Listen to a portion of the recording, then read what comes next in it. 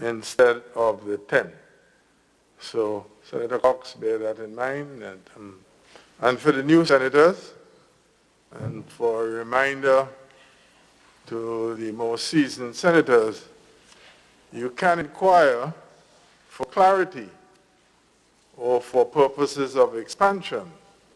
Once a minister rests his ministerial statement, you can rise and indicate that you want to ask a question on the statement.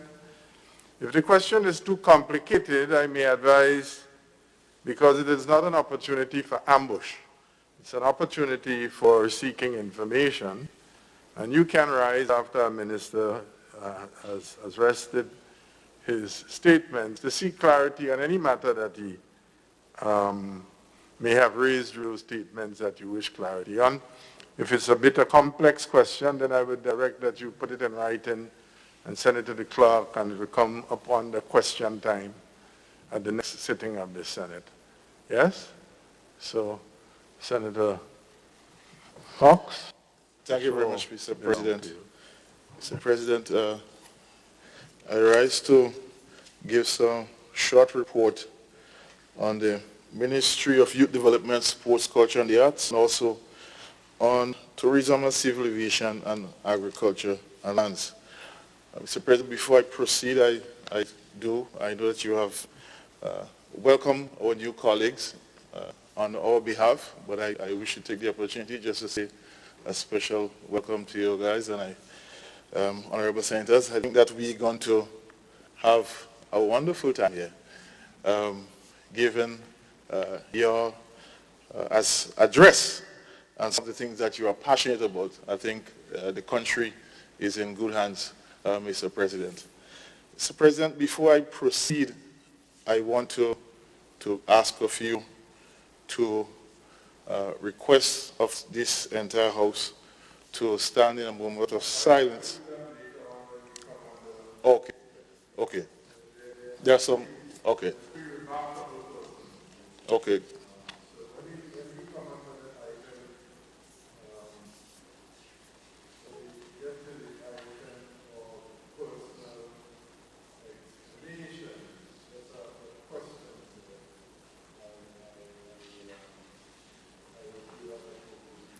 Sorry. Sure. I'll forward the names. To you. Yes.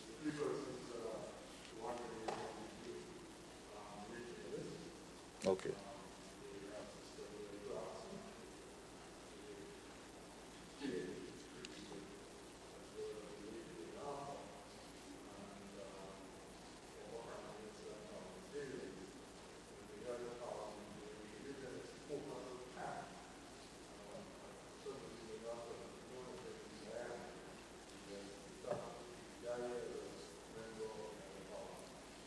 Sorry, died as a member of the Grenada Parliament. And we will, so we will take that item there. All right, thank you very much. Thank you very much, Mr. President. Mr. President, I want to first start off with the Department of Youth. Mr. President, we continue to work steadfastly. As we know, these are not normal times. It has required the ministry to review its operations, to revise its budget, to see how we can continue to move forward with the programs and plans for youth development in Grenada, Carriacou, and Petit-Martinique. Mr. President, we continue to move forward with a primary program, the Imani program, and we are looking to initiate a new batch of Imani trainees come September of this year. Mr. President, it's one of the most flagship important programs and maybe the most talked about program within the ministry, of course. And one of the reasons for that is because of the size and the impact that it has on development of young people in Grenada. Mr. President, we continue to work also on the youth parliament, youth debates. That is a critical aspect of the development of a young person. We believe that exposing them to those debates and the parliamentary process at an early age is critical towards the sustenance of our government and the parliamentary process, Mr. President. So that program is ongoing. The Empower program, one of the program that is very dear to me because it focuses on our young men in our constituency, various constituencies throughout the country. Some of those young men who are at risk, who may have been left behind.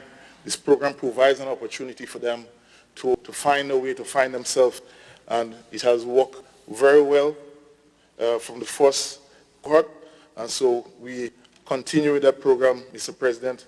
I believe that this program will continue to bring significant results, and we should see a change. If you look at the statistics in terms of the young men at Her Majesty's prisons in comparison to WeiVybz, it is cause for great concern, Mr. President, hence one of the reasons for why we're embarking on this program. Mr. President, we continue the training, and one of the most significant training that we are engaging in right now is the SCCW training. It's a safety at sea training for young men and women.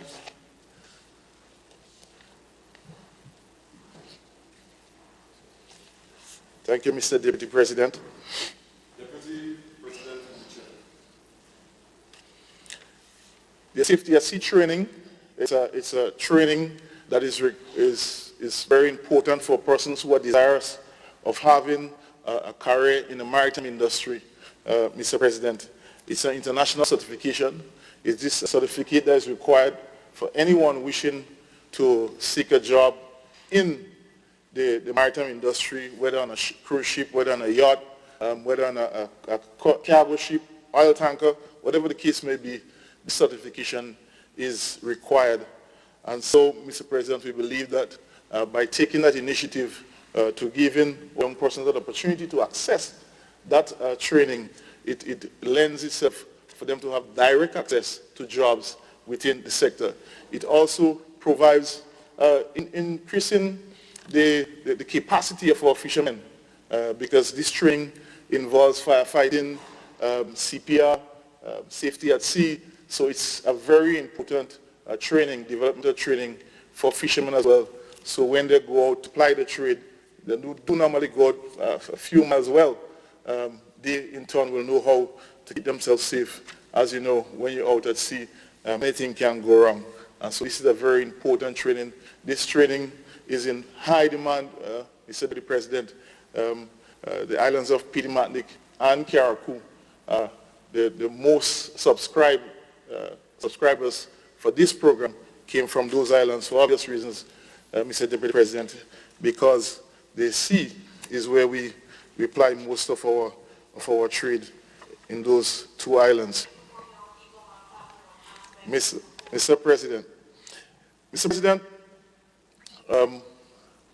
was mentioned here this morning by fellow colleague Senator Sincere.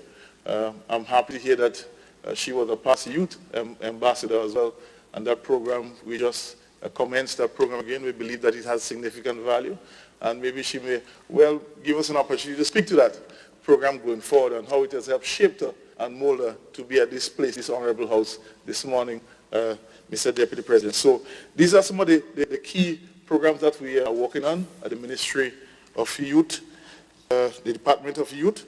Mr. President, I want to move on, Deputy President, to sports. Mr. President, during the COVID, we try to find some way to continue to engage stakeholders, and of course, this is something where it has been new for us. And so one of the things that we realized, one of the first things that we did was to identify some of our coaches who have underlying conditions, who have challenges, who are most vulnerable to COVID, and have them, of course, removed from engaging in public. We try to safeguard all our staff as quickly as possible when we recognize what was taking place, Mr. Deputy President. However, we use that opportunity to engage in a number of developmental training for persons while they were at home to keep them engaged in the area of their expertise, Mr. Deputy President. Mr. Deputy President, we are currently working also on our national sports policy. It has been a document that has been long in waiting. There are a lot of calls came for that policy approach as to how the development of sports should be tailored in Grenada, and we are working on that document. Currently, the draft policy document is with stakeholders, and we are engaging them for feedback. We're hoping that we can have a final document on or before the end of 2020. We should have it before, but for obvious reasons, the timeline got pushed back. And so we are very excited about this. We believe that this is timely. We now have to look at it and reshape it. Now that we have COVID, that is also will form part of the policy. How are we going to apply sports? How are we going to develop sports going forward in the presence of COVID? Mr. Deputy President, our student athletes, we have a number of student athletes overseas, and in particular those in the United States. We have been in contact with them, and they have been having some serious challenges, Mr. Deputy President. Fortunately, we were in a position to offer some assistance to them, Mr. President, because one of the things that happened with COVID, persons had to move off campuses. Their scholarship got slashed. They were not able to find a place that they could afford, have to go and live by a friend or a family. So, Deputy President, it has been a tough time for those student athletes. One of the things that that was really clear, and I was very impressed with athletes, is how they were able to adapt. Some of them find temporary jobs, and they were able to do things. Some of them were training inside, using different means for training. Mr. Deputy President, I was truly impressed when they gave a report. We had a Zoom call with everybody. I was really, really impressed with what they are doing through those difficult periods, and I really want to commend them. I want to register that here in this honorable house, Mr. Deputy President. So they are doing fine. They had some challenges. As you know, there was a policy decision to revoke student visas for students who have to do online classes. Fortunately, that has been rescinded, but still there have been some challenges because some of the schools are going to go online, and they're advising some of the students, so some student athletes are scheduled to come back home to Grenada, but they will be continue their classes online. The challenge is the athletic side of the development. We are still working to see how we can continue that development so that they can represent us in the sporting discipline, Mr. Deputy President. So that is something that we are working with, but we are happy that they are in a much more comfortable place currently. Mr. Deputy President, in the country we are working on upgrading some of the policy approach, and we're working on upgrades our major playing areas and sporting facilities in the various communities. I'm happy that I heard the concerns raised, not enough attention being given to other communities, and I think that is quite sincere and genuine, and that is something that we must continue to pay attention, that every community is important. And even also in the midst of COVID, persons have a greater need in wanting to go out to exercise, and so those playing areas are very critical towards the development of our young persons and athletes. Mr. Deputy President, when I visited last August, I mean, you go and you see over 200 athletes out there trying to do a little program, little exercise, little training.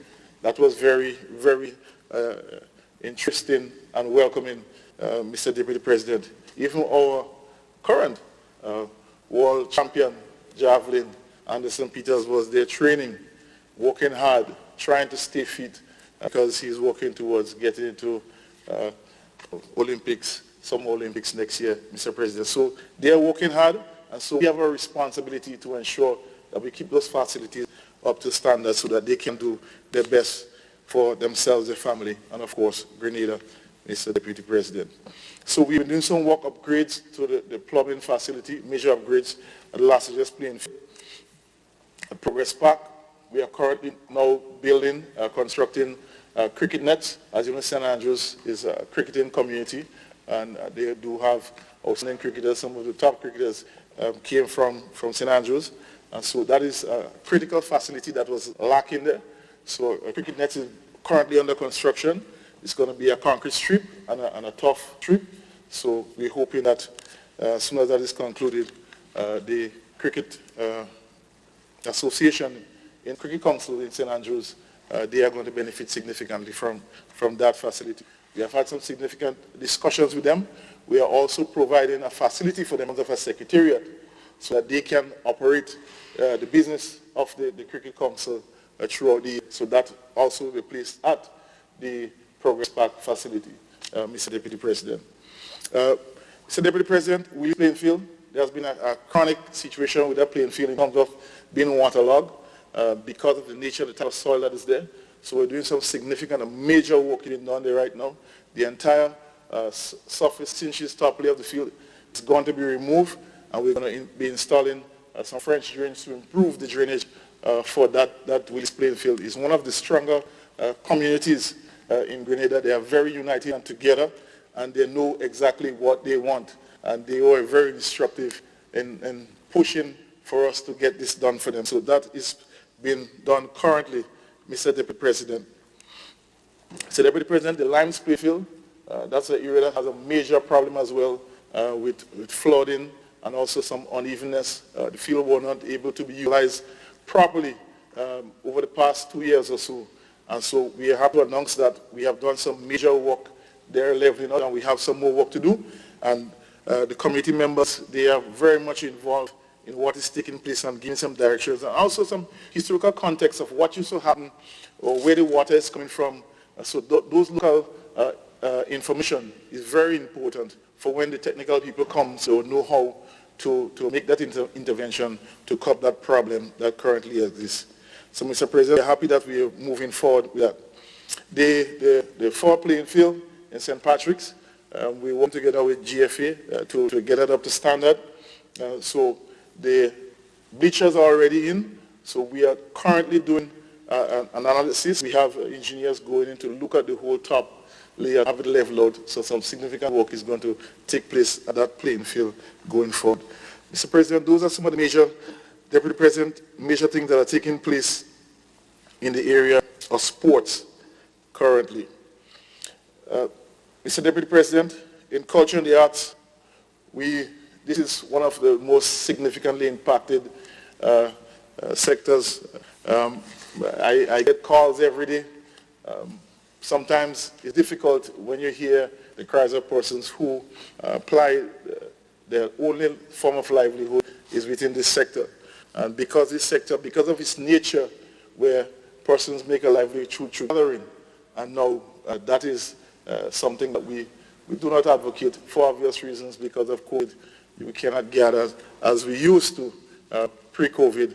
That has really significantly hindered those persons' livelihood and even from the tourism sector. So, Mr. President, we are working with the private persons to see whatever livelihoods that can be generated in a meaningful way so that persons can survive. But it has been a tough one, Mr. Deputy President, for persons in the cultural sector. Mr. President, currently one of the signature programs that we are working in the Ministry of Culture is the establishment of music labs. And I note that we, first of 2 music labs, the first one has been commissioned at the McDowell College in St. Patrick's. I was there, excellent music lab. It was commissioned by a young student who I think he dropped his first single. So it was very, very interesting, and to see that music lab, the community members came out and was welcome. We are close to completing a second one at SAS in St. Andrews. That is also going to be a much bigger music lab. We believe that is going to have significant impact on that community, on the St. Andrews and also neighboring communities to benefit in terms of the development of culture. Persons going there to apply the skill, their talent in the area of music and arts, Mr. Deputy President. Mr. Deputy President, I just want to move to tourism. Mr. Deputy President, tourism, as we all know, has taken a serious blow as regards to the prospectus, what we are looking at in terms of going forward for 2020. Grenada, over the past 3 to 4 years, have been growing exponentially in the area of tourism. And with COVID, that has significantly smothered everything.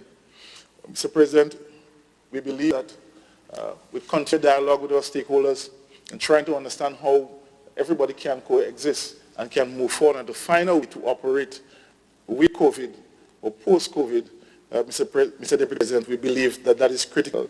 So a number of discussions, a number of meetings have been taking place with stakeholders, looking to see how we can reshape, looking to see providing opportunities through stimulus packages for funding, for strengthening their capacity, the whole tourism sector capacity. And one of the first initiatives that the ministry undertook was training, having persons get the requisite training, knowing how to carry themselves in COVID, how to interact with persons who are due to come in as we open up our borders officially on the 1st of August. Mr. Deputy President, I think this is critical to get persons in the right mindset to know how to deal and how to operate in COVID, as is something that we cannot run away from, but we have to face it head on. So those training would have taken place in all the various sectors, ranging from taxi operators to small vendors to hotels. Everybody have gone through this significant training, and we want to commend the Ministry of Health for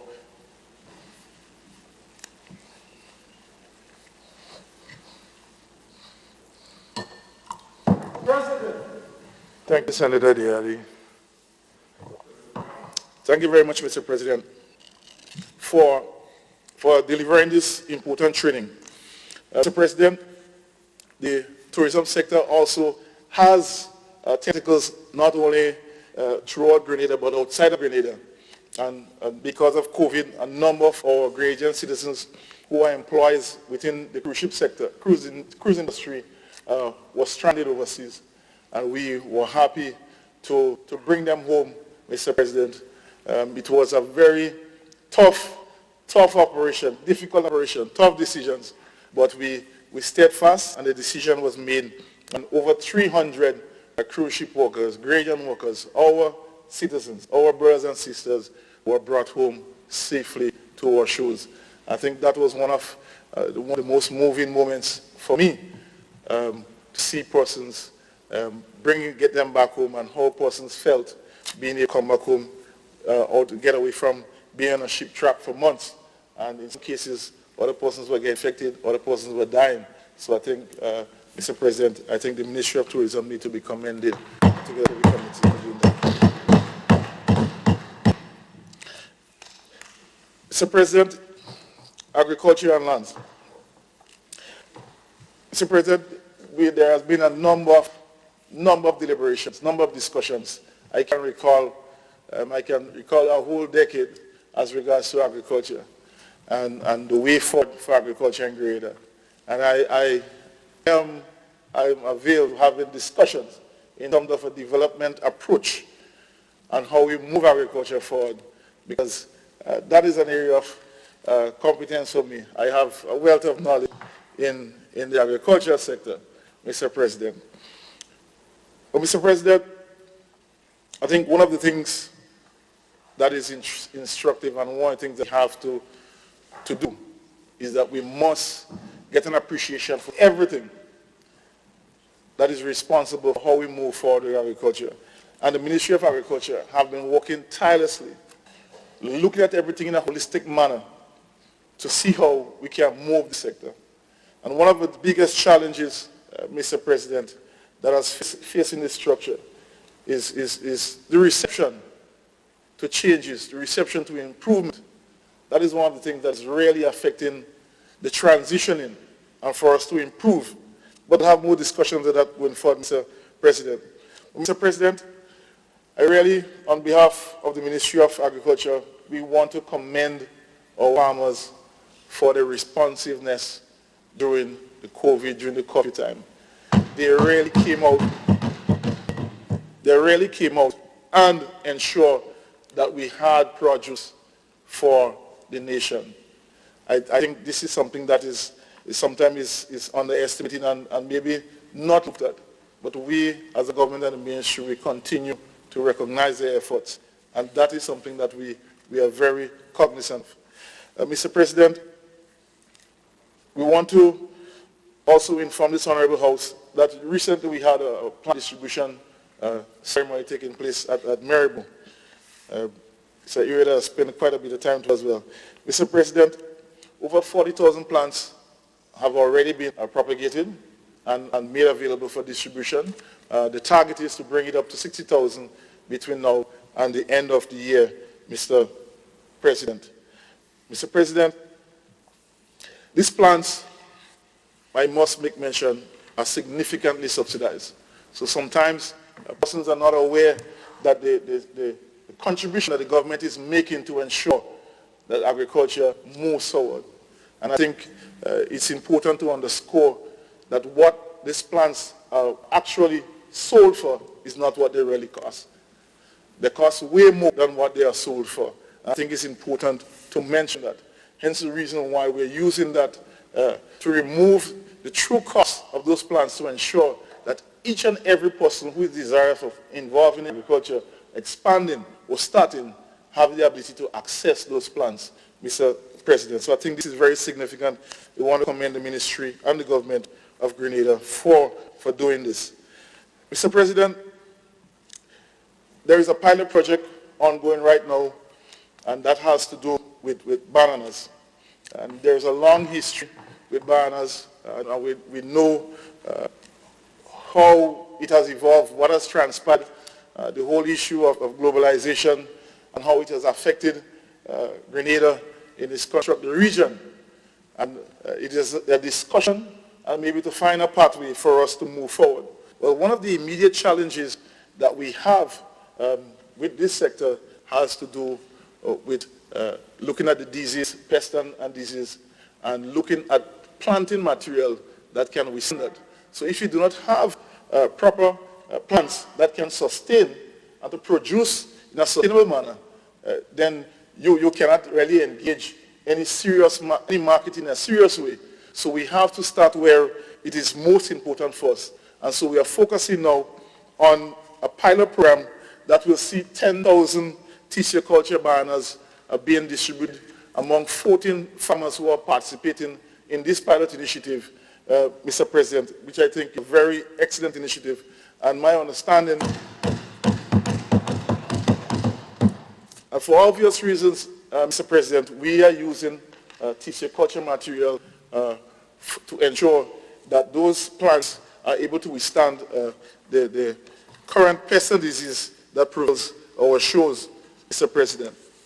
Mr. President, I think the pretty larceny, Mr. President, is an area that has plagued the industry, and Senator Campbell can speak to that.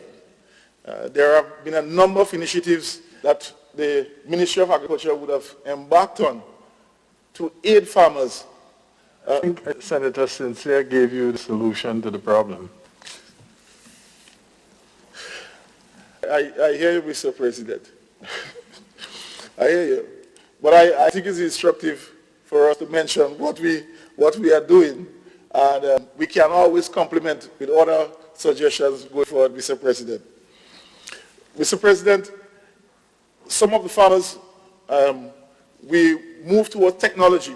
So some of the farmers, they now have on their farms cameras which they can monitor. So that has aided, that has assisted. Not everybody currently can afford that facility, Mr. President. Mr. President, I think sometime going forward, I don't want to stop you in flight, but why are you warning the period of larcenies that there are cameras? It's like giving the bank robber the key to the vault. I think separated is part of the law that you're supposed to say that you have a camera up. Yeah, you should not be hidden. Otherwise, you're not able to the legal people can hear me out on this. I think so. Yes, Mr. President.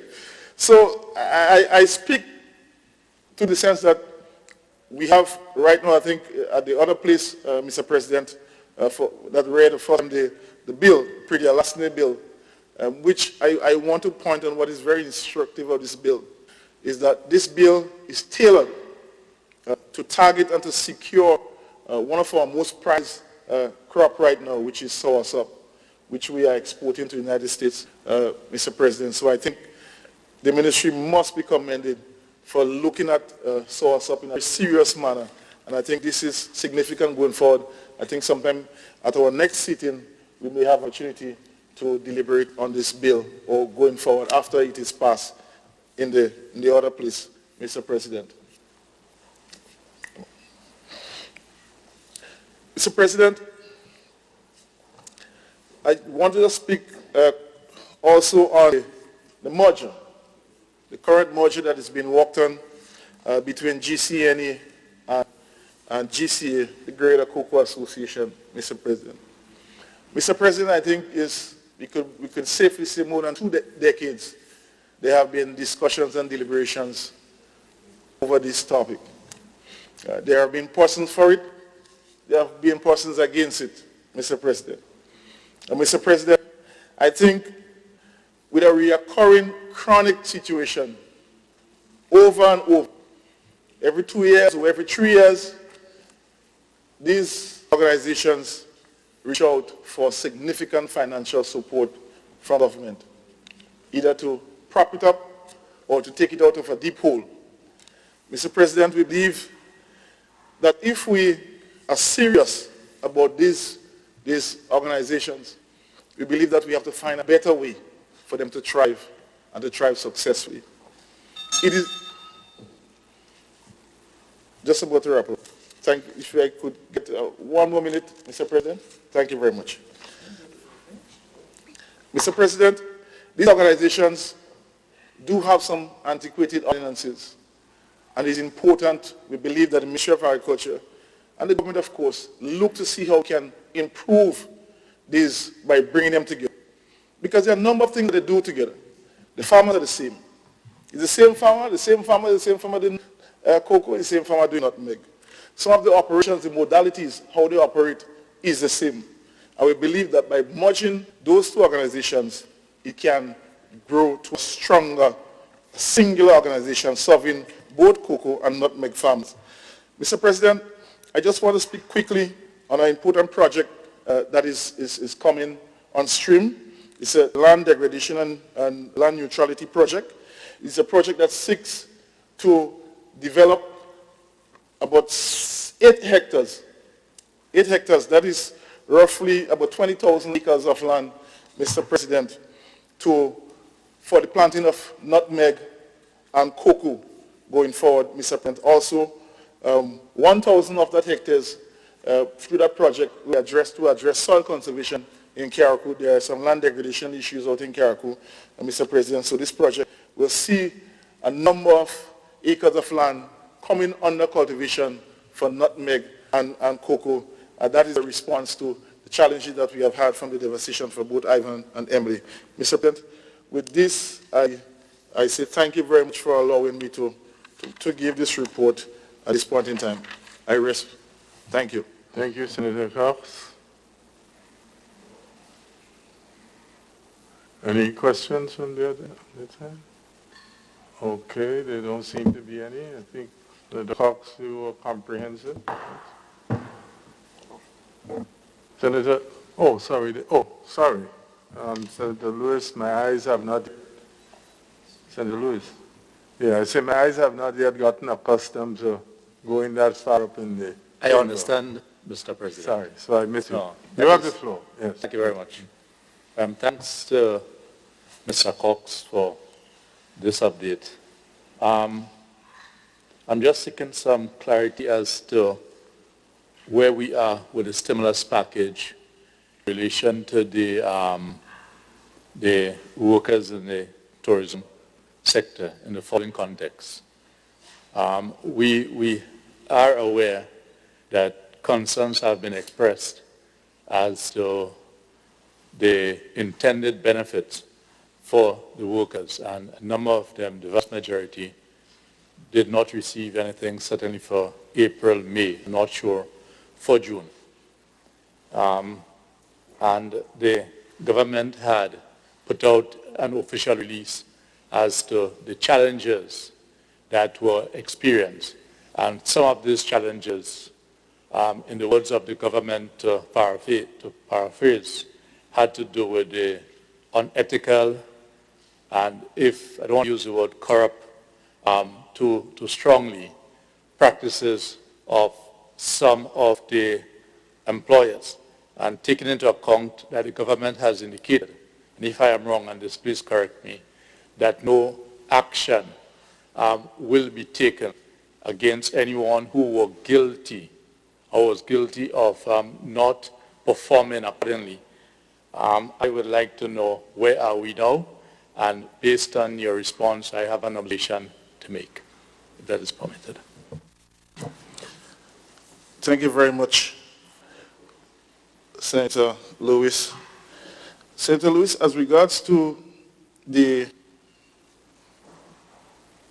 reports, and even from the government, what I do know, most recently, the Minister of Finance did indicate that some persons would have indicated that they made some errors in their filing. As such, it didn't warrant, those errors were rectified, and it didn't warrant any action per se. As regards to the application of the payments that were delayed, I was informed that they should, if not be paid before the end of the month, but that should be resolved anytime now. So if there are any changes, we will be happy for whatever observation, whatever feedback that you may have come across, because this is a very important initiative for the country. This is one of the initiatives that we believe that transcends all boundaries, political and otherwise. This is something that we welcome every sector to give genuine and positive feedback as to what they observe and how direction, how they can best give support in ensuring that this stimulus package creates the impact that is desired. That is what we are most concerned about at this time. So we welcome that feedback, Senator Lewis. Through you, Mr. President.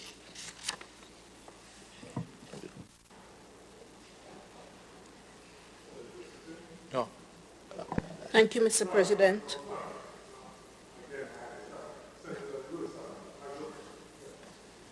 Thank you very much. I will normally give way to women, and in particular, my dear sister and friend from St. Andrew, but this is just a follow-up.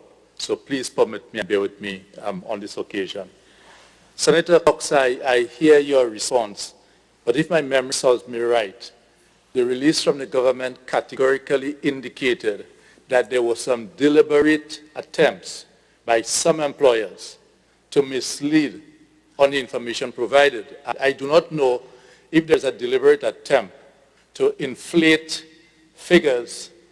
Here I'm not, let me make it absolutely clear, I am not referring to making service charge as part of a claim for salary, because I could understand that. I stood in this very probably spot and was one of the advocates for service charge based on my understanding of the construct of the basic salary package of the worker. So this is not what I'm addressing. I'm addressing my understanding of the result of the investigations from the Ministry of Finance, which may have indicated that some employers deliberately inflated the figures, some employers deliberately made claims so that management staff can benefit from these payments where it was absolutely clear that they ought not to have done so. And my concern will be, if this is the case, if the government is still meant, unless the government is saying that your original investigation, Mr. President, turned out the report was an error, yes? And all that we are prepared to say is that we are leaving matters where they are. What are the messages are we sending to our young people? What are the messages are we sending to our society? when our young people on the blocks, when our young people, through part of the social dynamics that we have, there's a bill, I think, to discuss pretty Alassini. You know, in other words, when we ordinary people do it, it is stealing, it is thieving. But when it happens at that level, and our population is listening, and our people that we need to follow, Mr. President, are setting examples, our leaders are quick to respond by indicating that we're on a new page. These are not good messages and signals that are sending. Our people are listening. Our youth is involved, and I'm heartened by the engagement in the different social activities and activism that is taking place. And we need to lead by example. Mr. President, through you, I and the trade union movement hold the government partly responsible for that which have taken place by the activities of the employers, certainly within the tourism sector. And I'll want to explain.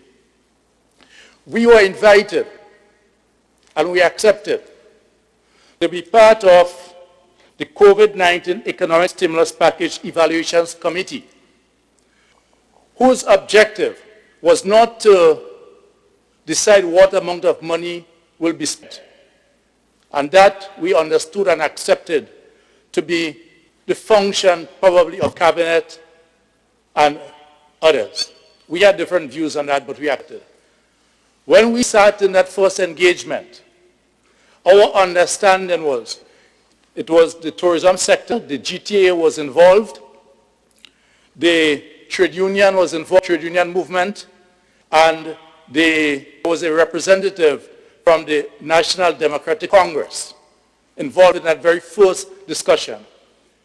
Our understanding, and that made sense, was that we evaluate the information that is coming from the applicants. That will be the ways. And we were in a better position to do this because with a representative from the Tourism Association, with a representative from the NDC, and certainly with a representative from the labor movement, we were in a position to be able to detect if the information provided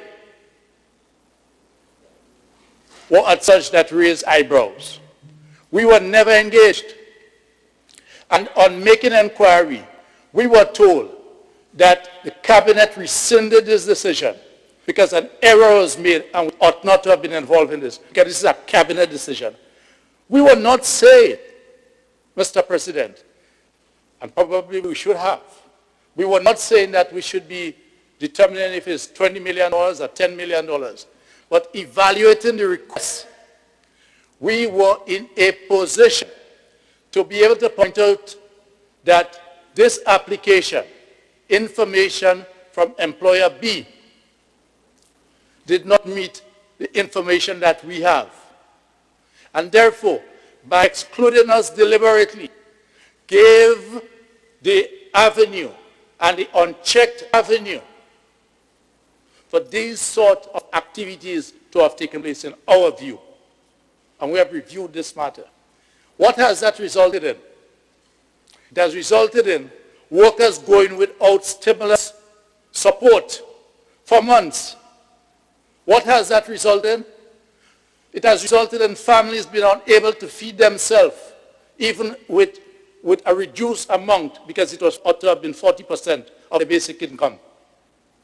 And these are the sort of things, as we speak about social dialogue, and as we speak about the need to work together, and we speak about accountability, and as we speak about the use of our taxpayers' money, our scarce resources, if there isn't genuine engagement, these are the things that will continue to happen. And therefore, we hold the government responsible, and probably, this may explain why there was this quick announcement that we are not pursuing any of the employers that engaged deliberately, according to the report from government, deliberately in providing false information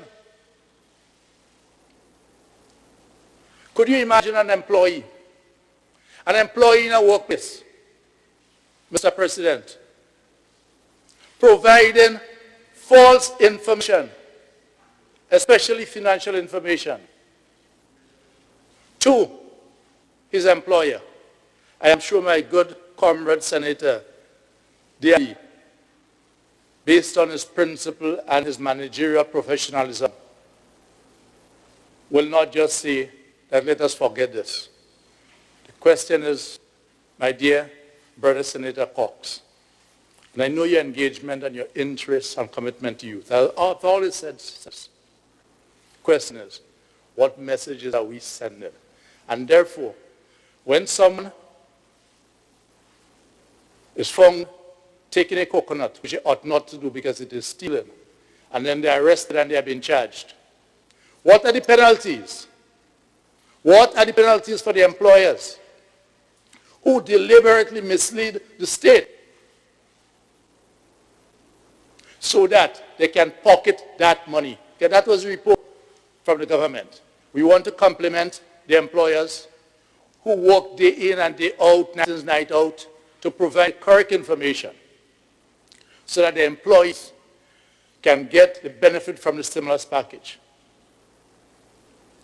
And at the same time, to call upon the IS to do all that the law requires them to do, to go after the employers whom this process have shown have been robbing and stealing from the employees because they make the 4% or 5% deduction and they have not sent it to the NIS.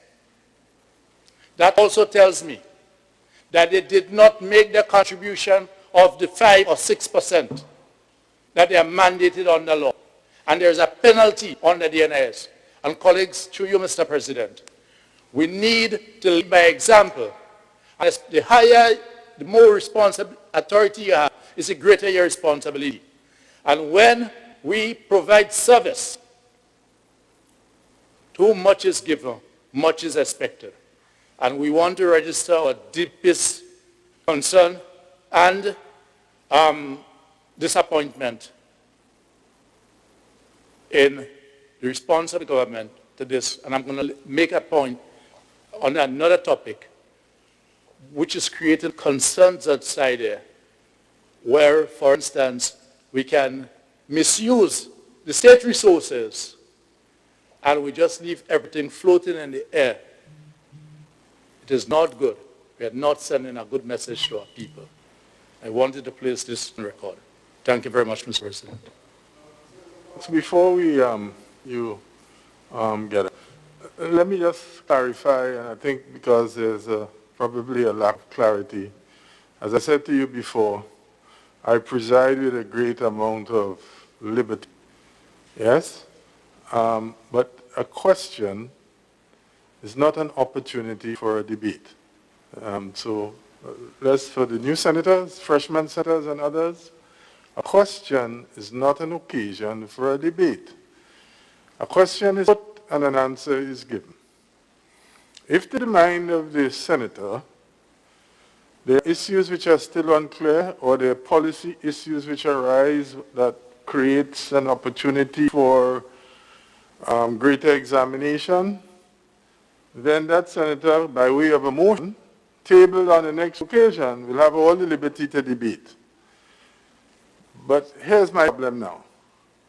Because there was a debate on a question, I will now have to extend to the other side an opportunity to be able to answer some of the clarities. But again, I want to emphasize, and there's a particular standing order on questions which says so, that a question is not an opportunity for a debate. But a question, you get an answer. You're not satisfied with the answer, or you believe that, you can come with a substantial motion, and when you bring a motion, you can debate for the whole day on that motion and raise all the points. So I just thought I should clarify that. But I don't want to disadvantage anyone. As I said, the essence of Parliament is debate. Parliamentarians talk, and I don't want to shut anybody down. So I just thought I would make that observation, bring it to the attention of individuals. Yes? So, Senator Cox, yes. Thank you very much, Mr. So, President. 1 second. Sure. As a result, I will appeal to the Senator Diali, who, I was not an acquisition at your door personally, but certainly your constituents, and it is my hope that you wouldn't prolong the debate by rising. You could, if you wish, but having been, but I think that I have sufficiently clarified the issue. Yes? Okay. Senator Cox. Yeah, thank you very much, Mr. President, for your wise guidance as usual. As regards to through you, Mr. President, Senator Lewis' request, I am not fully aware what was his terms of engagement through the social partners, or what was promised and not promised. So I can't really speak to that at this point in time, Mr. President. But I thought it interesting, and I think it's important just to make note of just a couple of things, because I don't know, Mr. President, through you, how one could be blamed for somebody making a mistake, voluntary or involuntary. I don't know if someone could just stay somewhere and say, well, if I do that, that person wouldn't make a mistake, or that person wouldn't steal, or that person would lie. So I don't know. I'm still lost with that one, Mr. President. But I think it's instructive, Mr. President, that a government that has taken the lead, that has continued to be caring, continue to be considerate, and come forward and to do a stimulus package in a time when many other countries couldn't do it, when many other countries couldn't even pay salaries. To do that, and for someone who is representing workers to not even recognize government's commitment and government's care towards workers, but instead to blame government for doing a stimulus that may have had hiccups along the way. We welcome persons to help, but I said, I redirect, Mr. President, I close by redirecting the question, what message are we sending when we do that? That is the question that I close with. Thank you very much, Mr. President. Well, again, Senator,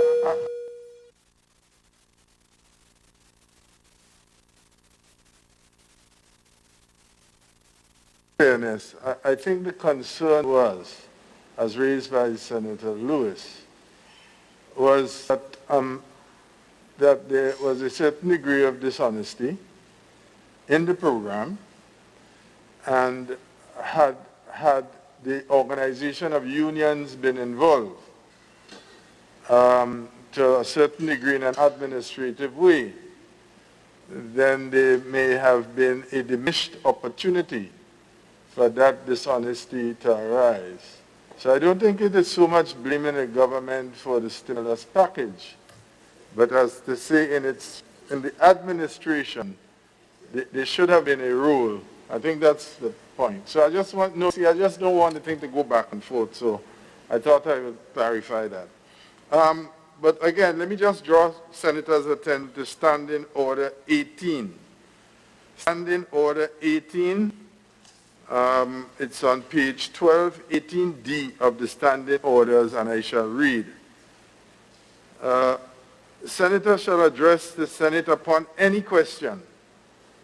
That is, a senator shall address the Senate upon any question. So you can ask any question, really. Right? And a question shall not be made the pretext for a debate. So I just want to reinforce that point.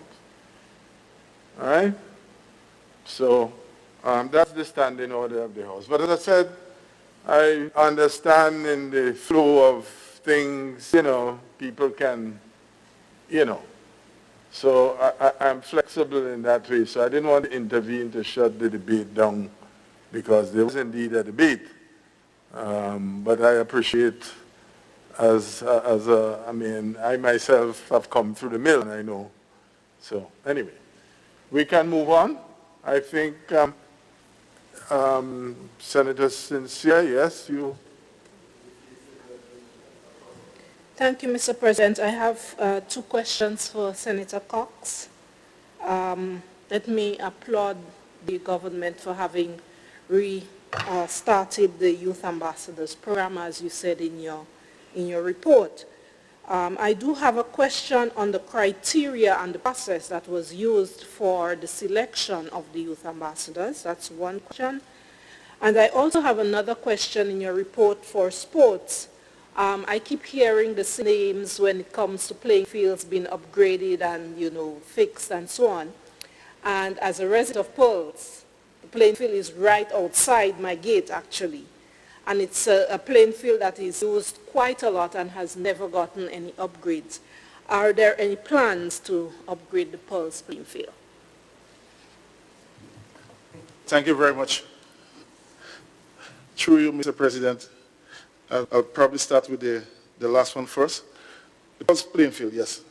Mr. President, the Ministry of Sports, I myself personally, we would have walked the area, perused the area. Currently, we have in our possession estimates for a sitting pavilion and washroom facility for Pearls. I normally don't make mention of things once it meets a certain way in implementation, then you will hear more of it, but we have already received estimates and drawings. We're just trying to finalize how we're going to raise the funding to do that. So thank you very much for raising that for me. As regards to the youth ambassadors in terms... Invite the senator. If you already have drawings that are approved, even if they're not approved, but given the fact that she's raised it, it may be a good idea to invite her on a one-on-one and say, well, look, these are the initial plans that we have. This is what we intend to do. This is the scope of work. And maybe give her an opportunity to make a comment or two, which will very well enrich. So there's that opportunity. And for you senators too, you don't have to wait until you get to the Senate. You can write a letter. You can pen a letter to the relevant minister and say, well, look, these are my concerns, A, B, C, D, E, F, G. And what are you doing about it? Yeah. Thank you very much, Mr. President. That is easy as 1, 2, 3. Just to add with the criteria, I do not have those criteria in front of me, but I can make them available to you. No, that's not a problem. So thank you very much for your point. Mr. President, I just wanted to add one thing. While we're on this in terms of infrastructure in the community, rural areas, as you know, Paul's Seymour area is where the home of the cultural center, and we have commenced the reconstruction of the Seymour Cultural Center. We have done a survey of the site. We have done a geotechnical study of the site. We have currently we demolished the old structure there, and we fence the property. We also have a concept design currently, which we are to the community and invite community members to see the concept design. And currently, drawings are being worked on for the Seymour Cultural Center. So that is also something that is coming as well. Just to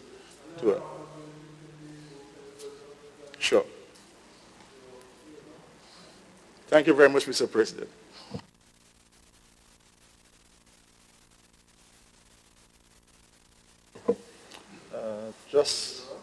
Yes, Mr. President, thank you. Just a point of clarification regarding the GCA module, because on the Wednesday during the Law House sitting, the Minister of Agriculture made a point which kind of suggested that they come to some kind of conclusion or some steps have been made in terms of the merger issue. And there are two things with the merger and the liberalization of the boards. So I just need some clarification regarding how far, where it's, in terms of the merger or the liberalization. Senator Cox? Thank you very much, Senator, for that important inquiry. Mr. President, I indicate this is a very important initiative, an important process for Grenada. First and foremost, we are thinking about the farmers in the process. They are the ones who benefit from this merger. So what is going on, what is happening currently, consultations with the farmers have been held. That is what is happening. I think they have 2 or 3 more consultations to conclude. And they are going to collate all the feedback from the farmers, the stakeholders, on what they see or what they believe and how it was presented to them, and their understanding on that particular merger. And they're going to draft a process, how that merger is going to take place, who is going to do what, how the assets are going to be dealt with. All that will be done. They do have a consultant on board who is assisting with that process. As the Minister of Agriculture did indicate, that significant work, significant studies, research, recommendations would have done over the past 2 decades on that merger. I think there's a wealth of knowledge for informed decision to be made on that. So soon as those consultations are concluded, the ministry will announce what's the next step and how to forward with that. But be rest assured, the stakeholders and the public is significantly involved in this process. And it's a process that we're going to do to ensure that the whole nation understands what is being done, how it is being done, and how the farmers are going to benefit from this at the end of it. Thank you very much.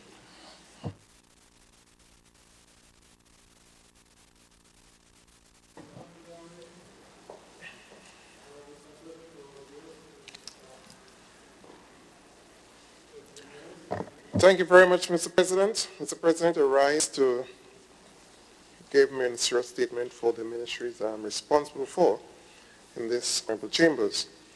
But before I do, I would just like to join my voice with my fellow Senator Cox in congratulating our 2 new senators on the maiden speech here this morning. And it is a good move and a great moment for young people, I believe, in the country, when we give opportunities to young persons to represent youth on the whole in the nation. And I do believe you have before you a great platform to help change lives. And as we do on the side here, stand up for what is right, we encourage you to do this, to join with us in ensuring that we stand up for what is right, and to make every move that will benefit not just the young people, but the entire population of Grenada, Carriacou, and Petite Martinique. So, welcome. Mr. President, indeed we are living in challenging times. And the COVID-19 pandemic is unprecedented, and these unprecedented times, it also presents to us an opportunity or a moment, or I will say a legacy moment for all of us. But history will judge us for our response to COVID-19.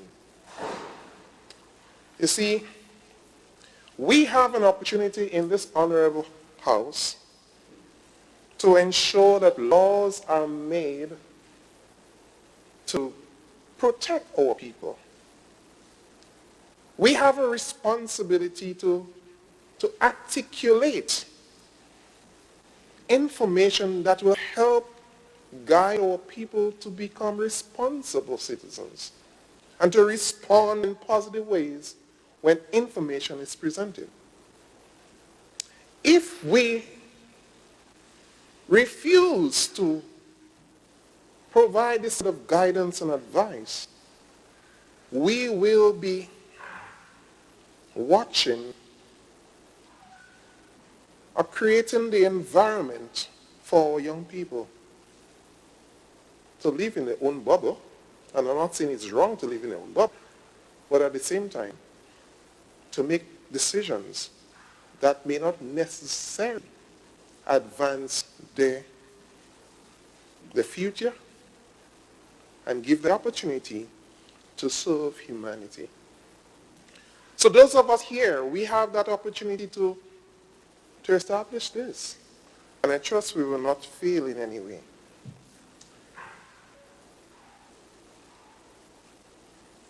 COVID-19 and what this little virus has done to this world. And we all are reeling from it. To date, it's about 10 million reported cases, and just about 700,000 deaths. And it is mounting. This morning I heard Hong Kong been complaining that for the last 3 days, they have recorded over 100,000 new cases. Texas is now reeling as the next epicenter in the United States for new cases.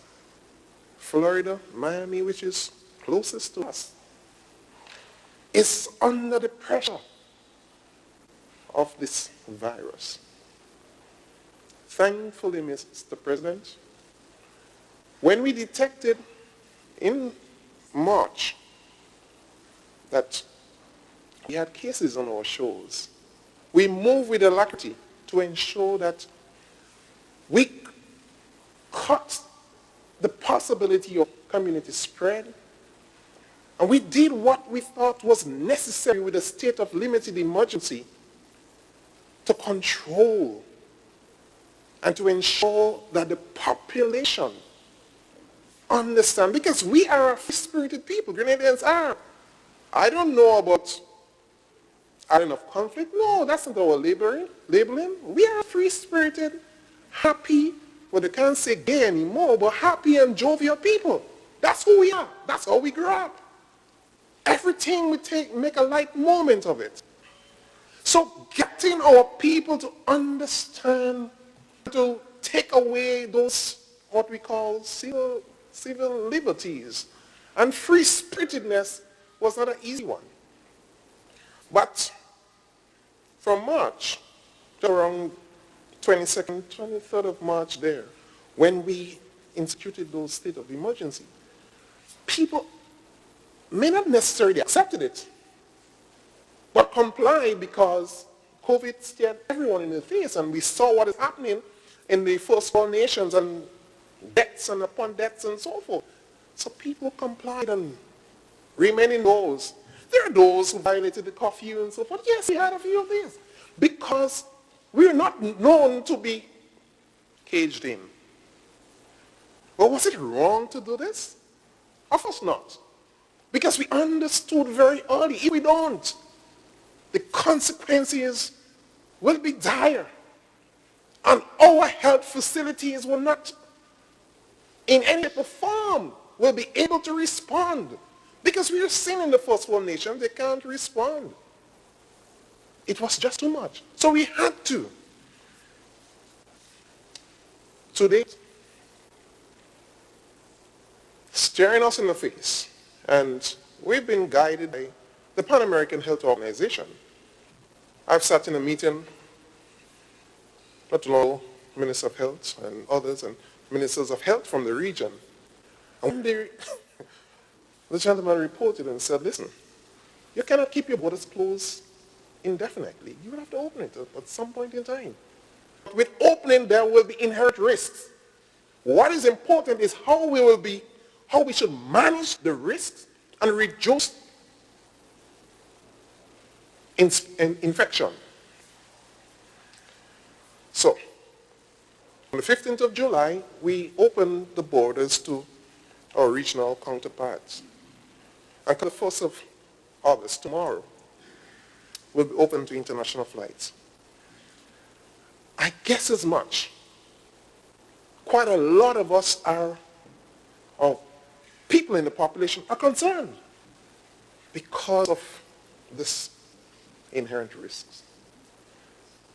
But we are reminded by PAHO, you need to put systems in place to mitigate against community spread.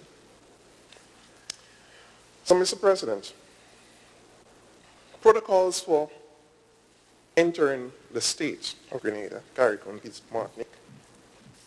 What we have done, we've been able, using a system that has been used by the European Union as well and others, of a ranking system to rank countries based on exposure or based on confirmed cases. So a country that has between 0 and 19 confirmed cases will be ranked a green state. That's the best it could have. Countries between 20 and 60 confirmed case, and let me just qualify it, confirmed case in 100,000 population in a 2-week period. So if you have 0 to 19 confirmed case in a 100,000 population, within a 2-week period, you will be considered to be green. Between 20 and 60 confirmed cases and new cases, within a 2-week period of same formula, 100,000 population, you will be considered to be a yellow state. And over 60,000, or 60 probably, over 60 confirmed case in a week period of 100,000 population, will be considered to be a red state. The worst you could have. The danger, Mr. President, that we're confronting at this point in time is that our closest host market, which is the United States of America, where a large pocket of our nationals reside, are probably get stuck because they want vacation or probably training as the case may be, and want to come home. And of course, home is home. There is no place sweeter than home, so they want to return. But with returning, we have to be mindful of those inherent risks which I spoke about before. So, Mr. President,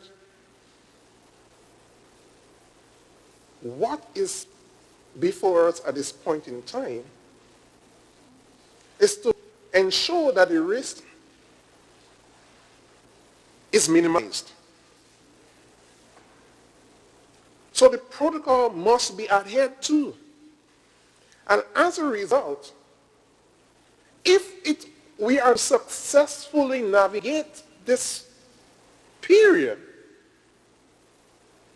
as we've seen happen elsewhere, more stringent measures has to be employed to protect this nation.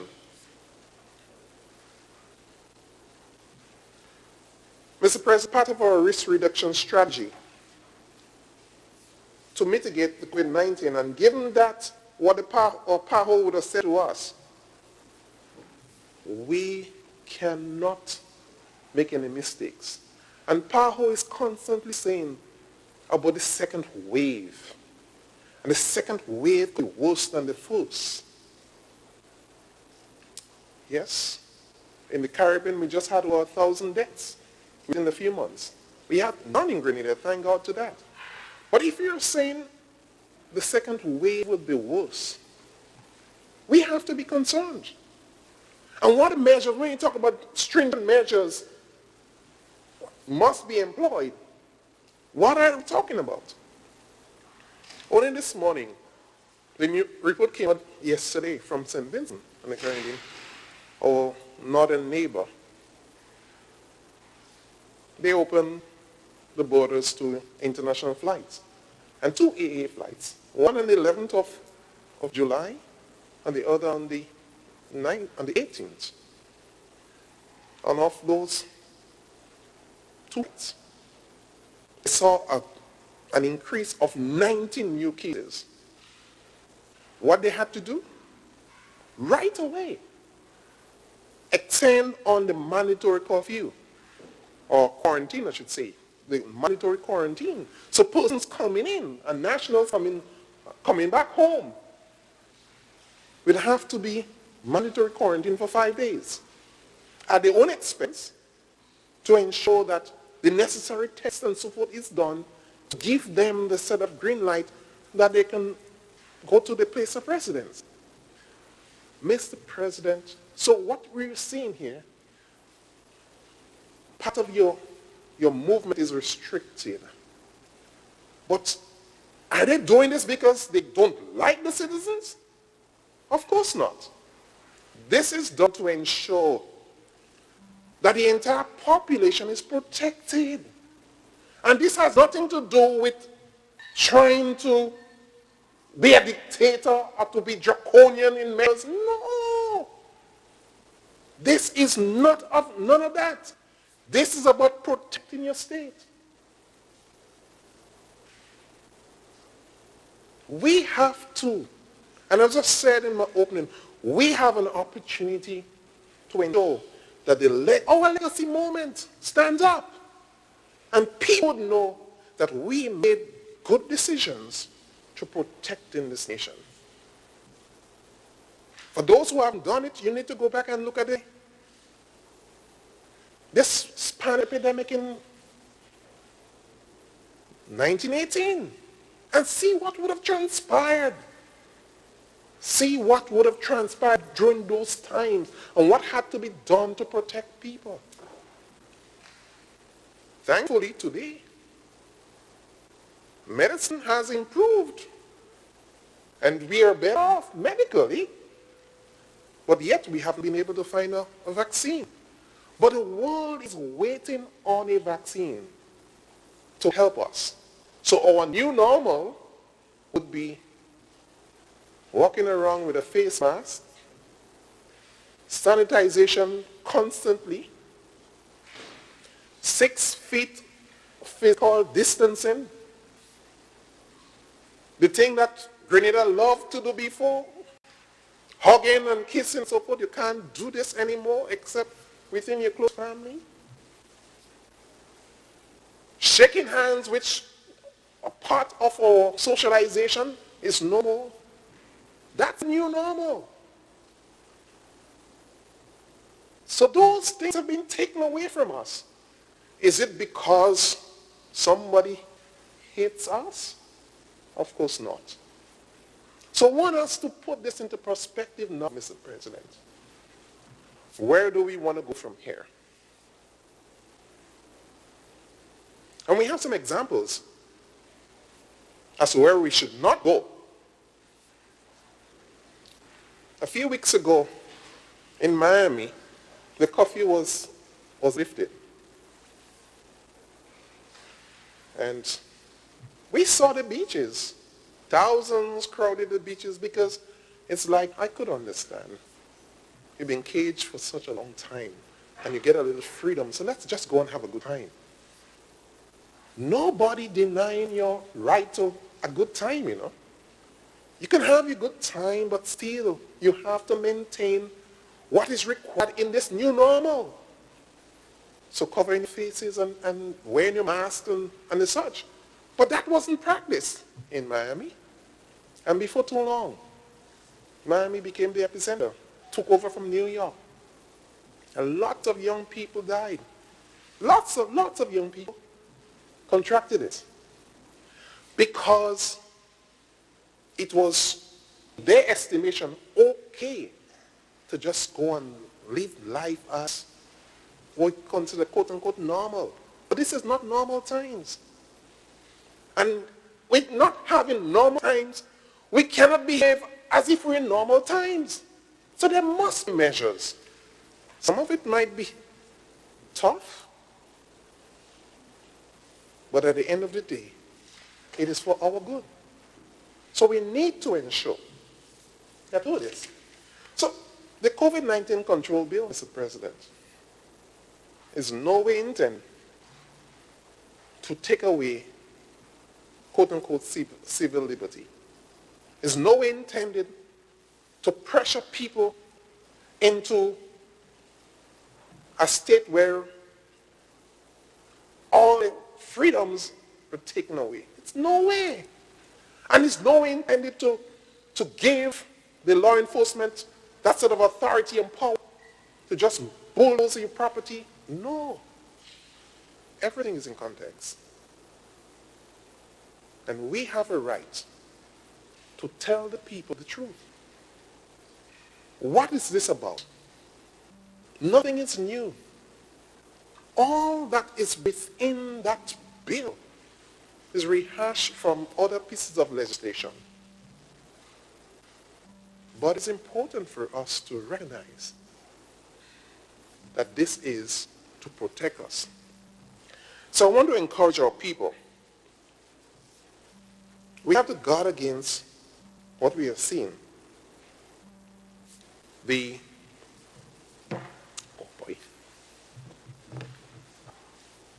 Guard against those conspiracy theories. I've read so many on social media. I am wondering, we have so many, even as the psychics around. Because everybody feels that they know exactly what is happening. So yes, a new world order, and yes, just name it. Nothing has been proven and founded on facts. But I am not dismissing your theory. I'm just saying, ensure it is done within context of our time. Also, Mr. President, we have to recognize that the intention of the government with this bill was noble. It was no way intended to take away civil liberty. The other thing that we need to recognize, government's responsiveness to the outcry. Government recognized that we made a mistake in that there should have been more consultation. And we withdraw to have those consultations. So you have the concerns, you have an opportunity now to present them. But the other thing that is, I presume that's the end of our 5 minutes.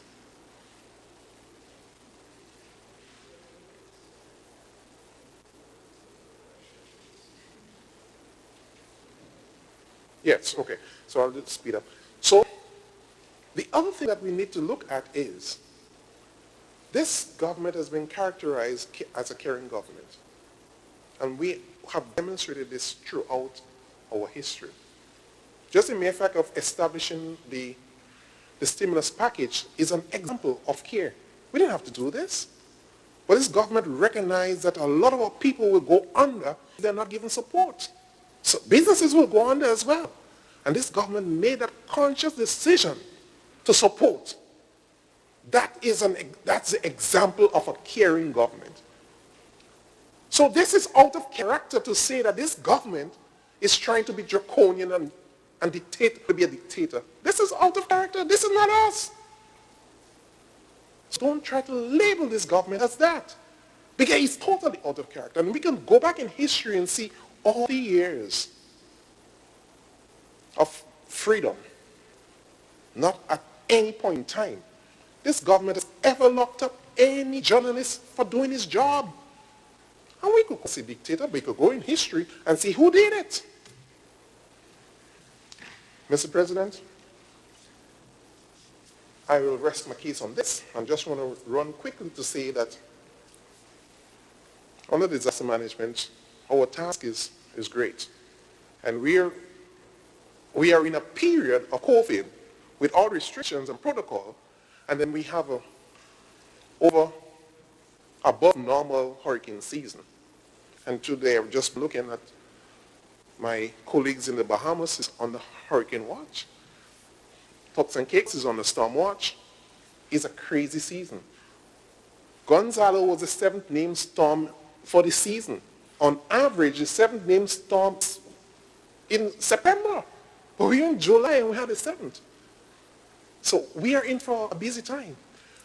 So what we have been able to do, we've just been able to complete our shelter management inspection to ensure that, one, we have adequate shelters to house our people should the need arise that we have to activate them. But secondly, to ensure that we follow the COVID protocols. So the 6 feet distancing, the isolation room and so forth. All those things had to be considered, and we've been able to achieve this.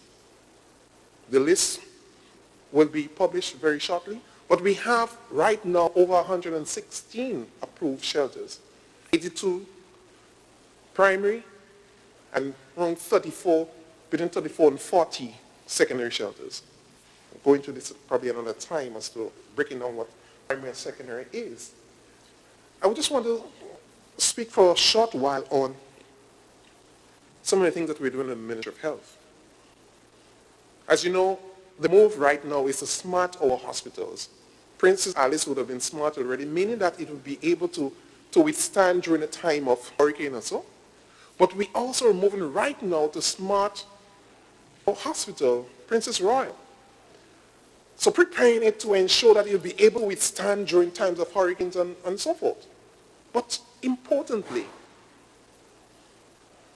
on island right now is a new extra unit for Princess Royal. Carriacou, Princess Alice has its own already.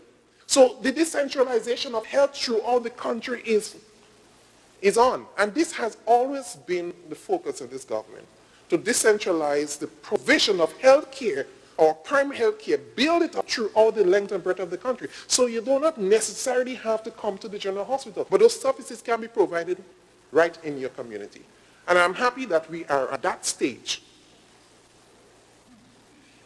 Mr. President, there moved to Grenada Solid Waste, which I am responsible for as a minister. And over the years, yes, over the months from the 7th or the 9th of March, the 9th of March, fire started out on the plant. And I'm going to say here, fire started out, and we started immediately to try to treat this fire, to contain it. But it engulfed within 24 hours the 7.11 acre dump site. Constantly between then and now, we have been working with our partners, the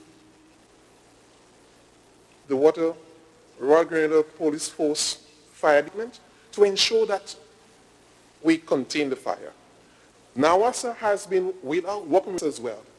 And to date, Mr. President, we have spent over 204,000 EC dollars to try to contain the fire and to ensure that we do not have a recurrence.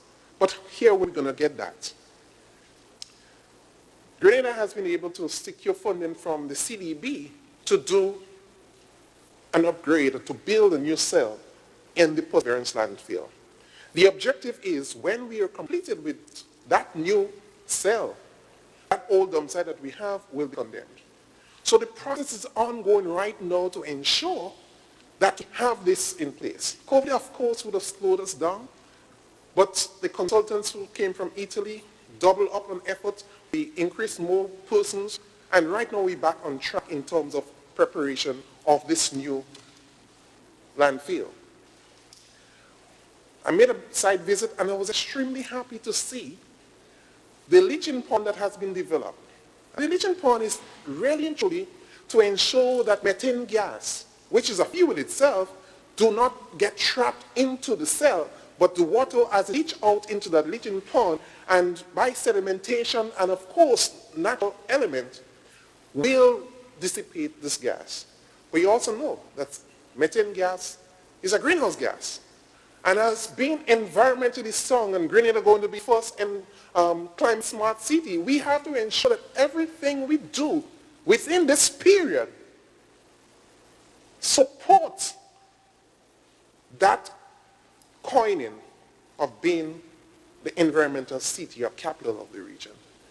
So to trap the methane gas and to get it to move away and to protect the environment is extremely useful and powerful for us at this point in time. And Mr. President, we'll continue to do this. I want to again apologize to the residents in the vicinity of the landfill for your patience and tolerance with us as we continue to fight to extinguish this fire. There are little pockets, about 7% of smoldering still, And the reason for us not being able to totally get it extinguished is because the fire is more than 10 meters down. And the area is unstable to have the compactors to move to cover the area. Because the primary ingredient or material that is used to contain this is mold. And the compactor will not be able to move on this unstable surface. It's dangerous. But we have been able to employ a new set of hoses and pump water from Carriacou Bay and been dumping into the dump site. And Mr. President, I'm happy that we're almost to a point where we're going to see a complete extinction now, to extinguish the entire fire on the landfill. When this is done, and as I said, with the new project that we're doing right now, it will ensure that when we finish, the current dump site, as I said, will be abandoned. Boulders and the necessaries will be used to compact it and to ensure that the place will be protected. But it's important to note also, Mr. President, that methane gas and the likes happening in our period and interfering with landfill is not new. It's not new. I just want to close with a few seconds, Mr. President, thanks. It's not new. But what we are doing right now in Grenada is the best method of controlling your landfill. Mr. President, I want to reach out to our nationals and to say, yes, there are systems out there, weather systems, that can impact the nation over this weekend and into next week. Please continue to follow the advisories as provided by NADMA, the official source for disaster-related information in Grenada, and to make the right choice, make the correct decisions. And always remember, this is the new normal. Wear masks, follow the protocols of physical distancing, and to ensure that we continue to remain safe and to keep Grenada safe. Thank you. Thank you very much. Thank you, Senator W.I.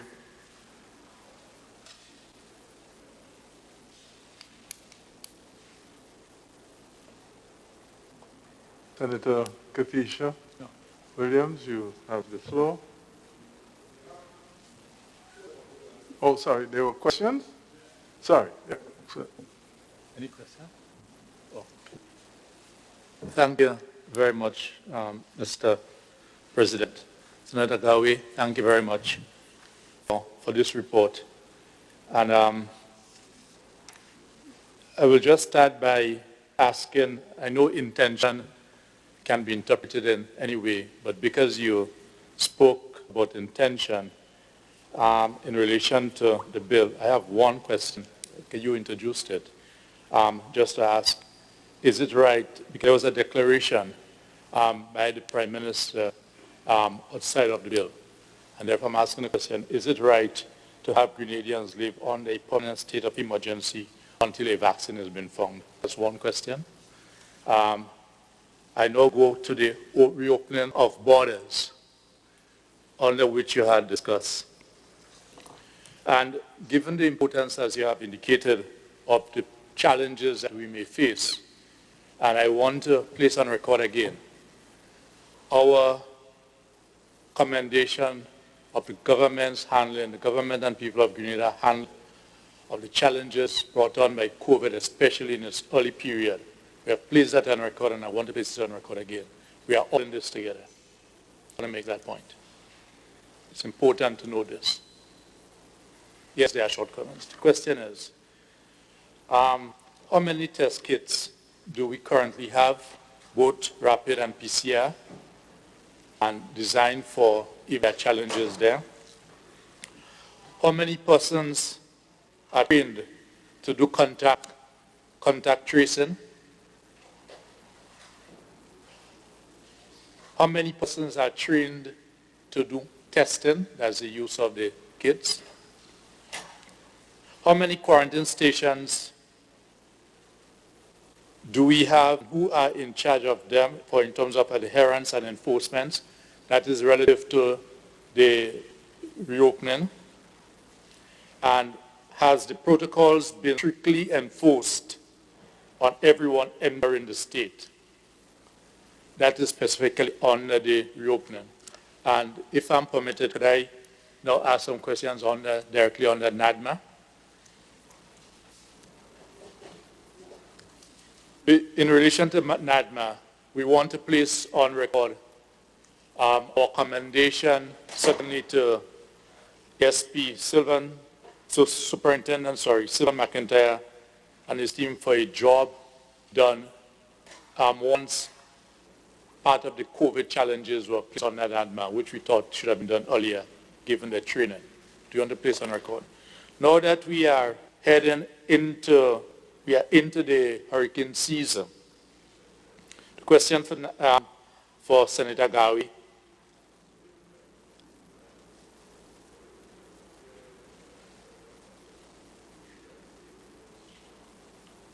How many shelters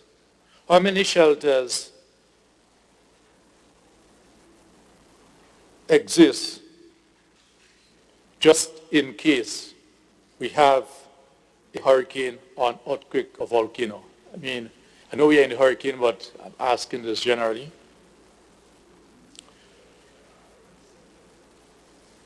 Based on the assessments that are normally done every year following the hurricane season, have the recommendations been implemented in relation to the concerns or so that may have been raised by the different committees? I know assessments have been done. What is the budget allocated to disaster management? And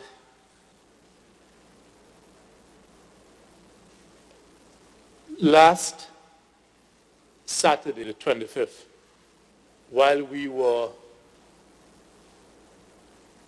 expecting the possibility of a 45 to 60 miles per hour winds, given the fact that we need our people to be vigilant, was it a correct statement to be made that it is business as usual? And that thing may have been ascribed to, and that's my interpretation. I may admit probably I could have called you. That's my understanding of Mr. President, of one of the comments that may have been made during one of the press engagements. Because if we make mention of business as usual, could that imply to people that we are back normal?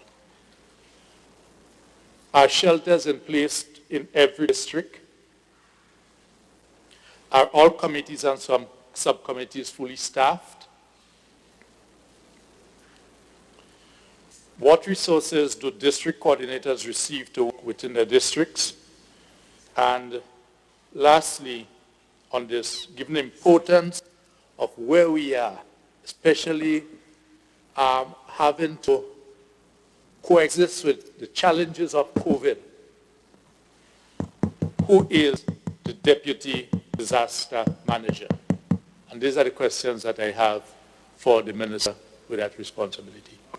Senator Lewis, well, I personally have lost count of the number of questions.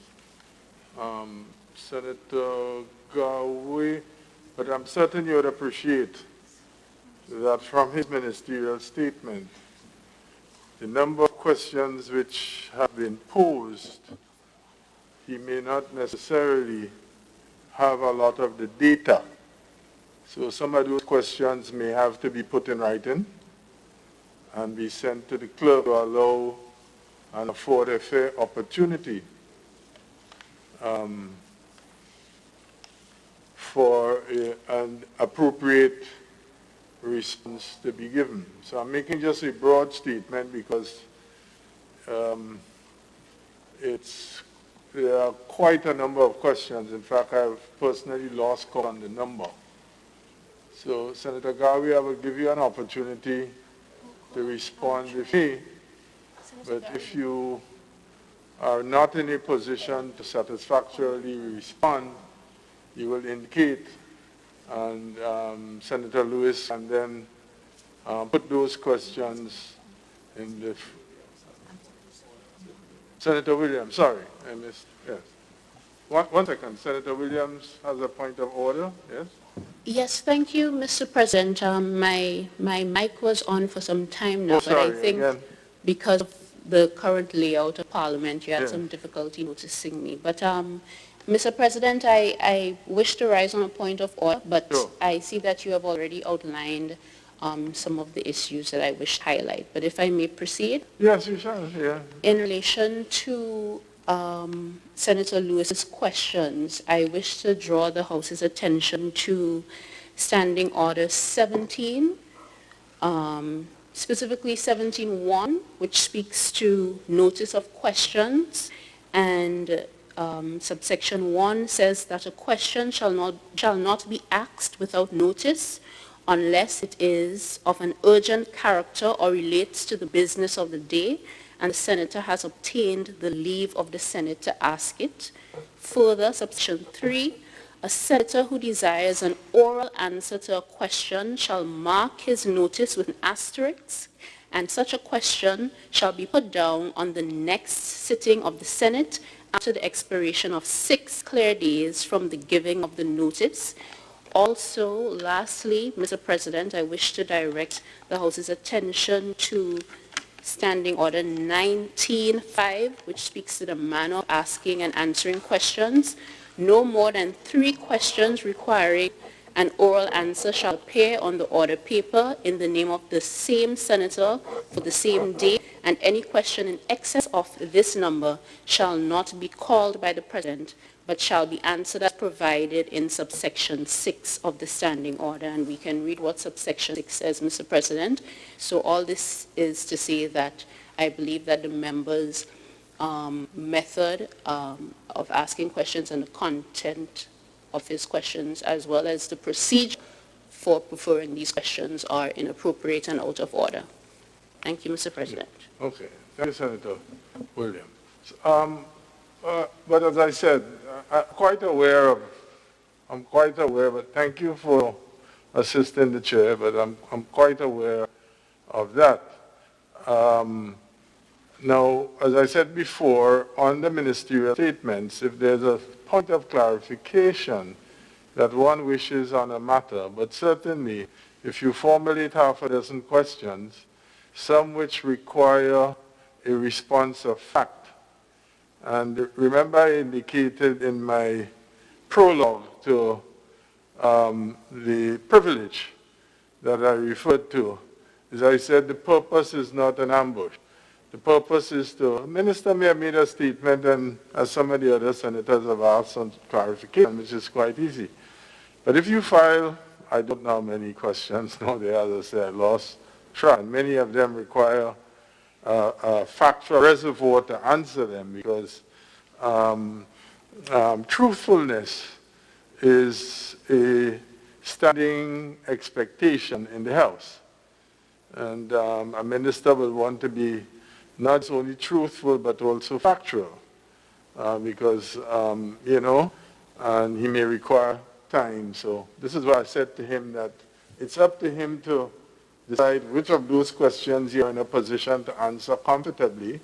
It's up to him to decide. I can't decide for him. And if there are any that he feels he can't, well, then the senator knows he has to commit them to paper and then at the appropriate question. So thanks for the intervention on a point of order. But Senator Garvey, you have the floor. Yeah. Thank you very much, Mr. President. Mr. President, in my opening statement, I spoke to the importance in this period, a legacy moment, to ensure that we are, one, truthful, we are honest, and we're very factual. And I would love to answer the questions of my colleague senator, but to ask me over 15 questions, and to give factual data, I don't have them. So I will ask him to commit them in writing. I could provide that at some other time. And I don't have to rehash what my fellow Senator Williams would have said, but we have a floor, we have a platform. Let's use it as we accustomed to do, to build and to develop. And I would want to be a part of that. So I want to answer all your questions when they are provided, are presented to me. Thank you, Mr. President.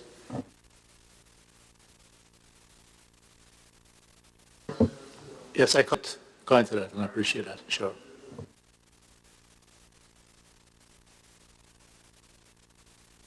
To be able to answer all of these questions coming out of a ministerial statement. No, Yeah. I totally accepted that, or I may, if I could just permit, there may have been one or two, given the urgency of where we are. But I take Senator Garwe response. I'm okay with this. Okay, so we can move on, yes. Senator Williams, the floor is yours. Thank you, Mr. President. Mr. President, I rise to prefer a statement on the, yes. Thank you, Mr. President. This is by no means an urgent question, but because you would have spoken on smart hospitals, and I know there is currently a move for electronic medical records, I was wondering if you would be able to give this House an update as to where it stands now. Is it smart hospital or electronic medical? Well, from my understanding, Senator Garwe, electronic medical records would become part of the Smart Hospitals initiative. Mr. Chair, I will be happy to provide that information, but I do not have the information here at this point in time, so it will be given later. At probably the next appropriate sitting, you'll have it.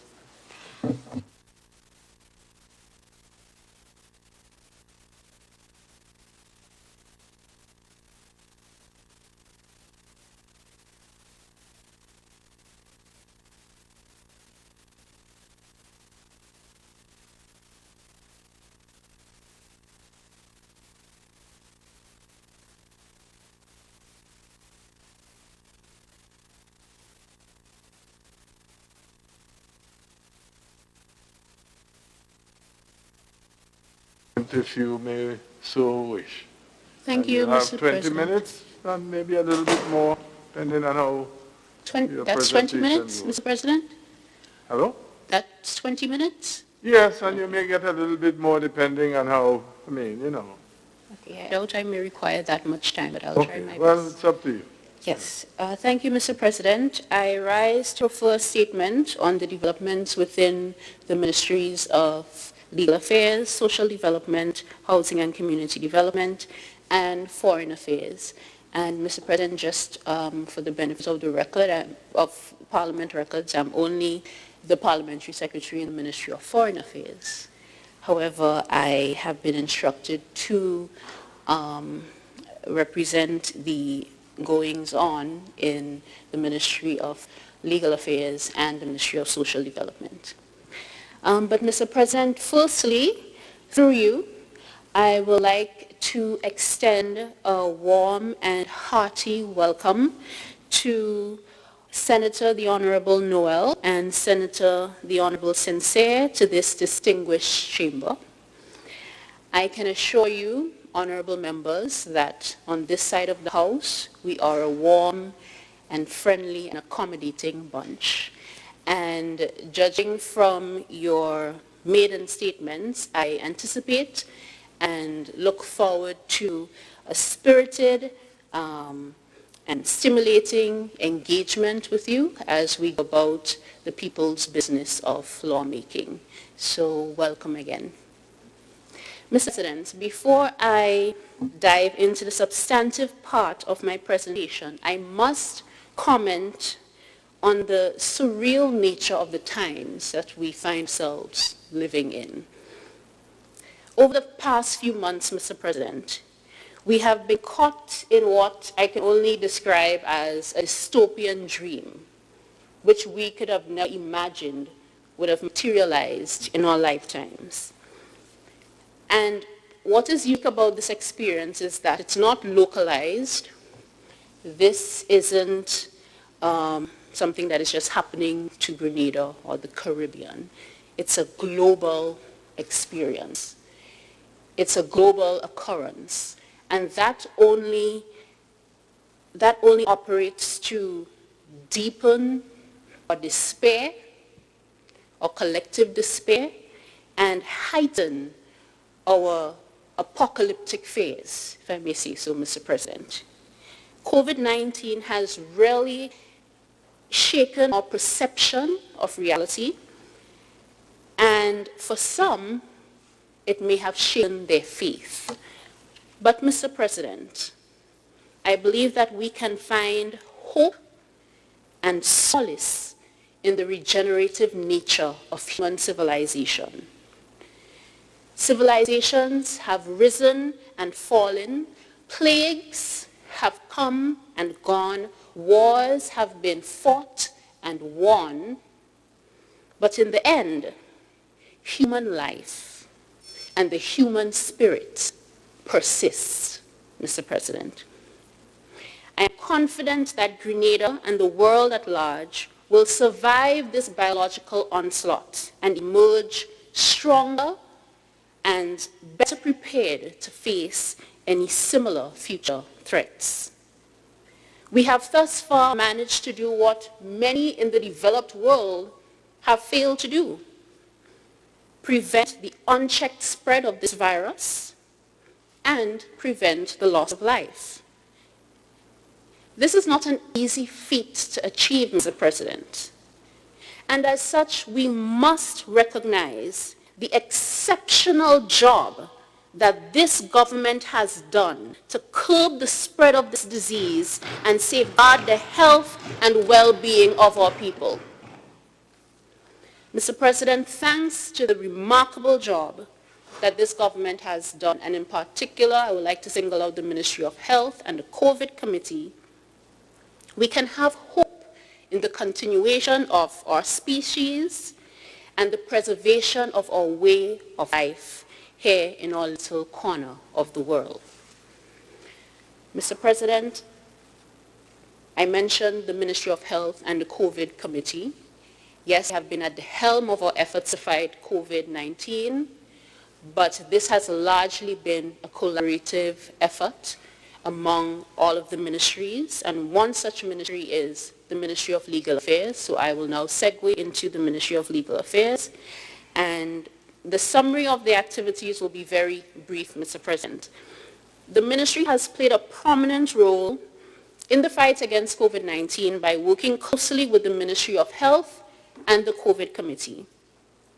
The team at the Ministry of Legal Affairs, including and especially the legal drafters, must be acknowledged for their tireless work throughout this pandemic, providing the legal regulatory framework for the fight against COVID. Every week we saw updated regulations, new regulations. These regulations had to be prepared, proofread, and of course sanctioned by Cabinet. So, Mr. President, I believe that they deserve special recognition for that. Mr. President, while the ministry has been occupied with the business of managing this crisis, there is a lot of other work going on in the ministry. In particular, I would like to single out 3 bills that are currently being prepared and have been the subject of many consultations and a lengthy consultation process. There's the National Sex Offenders Registry Bill, which, Mr. President, I think you will be particularly interested in. Then there are proposed amendments to the Criminal Code, the Evidence Act, and other related legislation to help address the sexual or the prevalence of sexual criminal activity in Grenada. And then, of course, there is the cocoa and nutmeg bill, which is currently undergoing a series of consultations. Now, Mr. President, notwithstanding what is being said and has been said in the media, consultation has been customary in the Ministry of Legal Affairs. It has been customary to engage stakeholders in the drafting and finalization of bills. However, Mr. President, we must acknowledge, and the ministry acknowledges, that a lot more needs to be done. A lot more needs to be done to engage the public. A lot more needs to be done in public education, not just on bills, but pertinent legal issues. And the recent discussions and protests regarding the rollout of the COVID-19 Control Act highlighted some of those deficiencies. And the ministry has recognized that, and they have pledged to improve the infrastructure in the ministry so that the public can become part of this discussion. To this end, Mr. President, the ministry will endeavor to make use of the technology that's available to it. There's a website, and the ministry plans to make all bills available on that website. It also plans to use the Government Information Service as a tool for public education, again, not only on the bills, but on pertinent, relevant legal issues. And recently we have seen the creation of an email address to receive comments and questions from the public regarding pending legislation. Now, the ministry plans to make this email address, Mr. President, not only specific to that particular bill, but to any future legislation. So this is something that is in the pipeline. Mr. President, the ministry will continue to improve the legal framework in Grenada. It will continue to advise and support the cabinet, and especially in these unprecedented times, it will continue the fight against COVID and the preservation of our health and safety in Grenada. And that concludes just a very brief summary of the work that is happening in the Ministry of Legal Affairs. I will not endeavor to delve into any other matters which are not officially laid before this House. Mr. President, now for the Ministry of Social Development, Housing and Community Development. This ministry performs an indispensable function in supporting the most vulnerable in our society. And its role has become even more crucial in addressing some of the deleterious social impacts of COVID-19 and the resulting lockdown period. During COVID-19, well, it's still occurring, but during the lockdown period, the ministry ensured the continuation of its major services, acknowledging that at this time, or at that time, more so than any other time, people will be in need of those services and programs. One such program, Mr. President, is the SEED program, which provides financial support to the poorest and most vulnerable citizens in Grenada. Beneficiaries of the SEED program were paid at home or at central points at the community level, and this method recorded major success. But what it also did, Mr. President, was to highlight some of the issues that are faced by the recipients of those funds. For example, a major problem is the withholding of funds by family members of some of the elder recipients of the SEED program. So while the circumstances were unfortunate, there was some good to come out of the situation, in that the ministry was able to evaluate its processes, identify problems in the procedure of the program, and try to rectify these issues. So the ministry has spared no efforts to ensure the safety and comfort of the elderly recipients. The ministry covered the cost of transportation to and from all geriatric homes and continues to make seed payments directly at the village level and at the homes of the recipients. Mr. President, a total of 4,933 households from all constituencies received payments over a period of 2 or 3 days. 1,560 households received their monthly grants through the banks and credit unions around the island.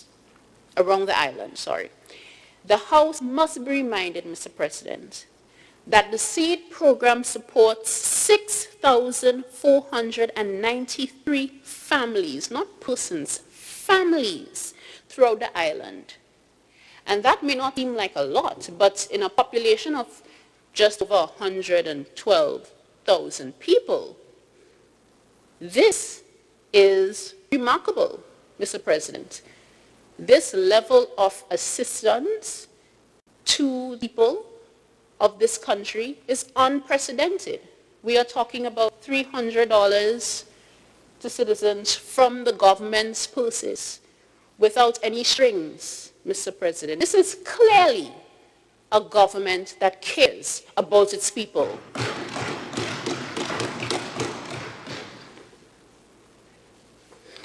Now, Mr. President, one of the unfortunate consequences of this COVID period is the deterioration of the mental health of persons, and in some cases the exacerbation of existing mental conditions.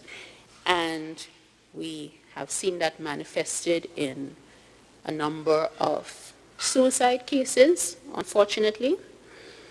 The ministry has recognized this as a pressing issue, especially in this period, and therefore it has ensured continuous access to counseling services. In particular, the public was able to access a counseling hotline that operated 24 hours a day during this period. The counseling unit at the ministry provided support to persons in quarantine, churches, workers in the public and private sectors, and persons with mental health challenges. To date, Mr. President, the unit has made over 1,000 psychosocial interventions. 1,000, Mr. President. Who knows how many suicides we have prevented by administering this assistance. Mr. President, another unfortunate consequence of this COVID period is the increase in the frequency and the intensity of cases of domestic violence and sexual abuse. Domestic violence and sexual abuse. Recognizing that, Mr. President, because people have been forced to situations where they are spending inordinate amounts of time with their partners, with their significant others, being unable to leave their houses, being unable to separate. And of course, that would have created the conditions for friction and, in some cases, unfortunately, instances of domestic violence. So therefore, it was important, it was imperative for the ministry to make the services of the Gender-Based Violence Unit and the Special Victims Unit available through the COVID period, and these services continue to remain available.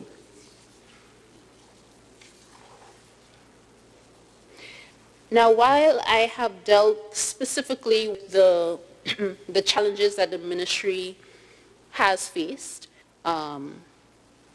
specific to COVID, it must be noted that the usual business of the ministry continues.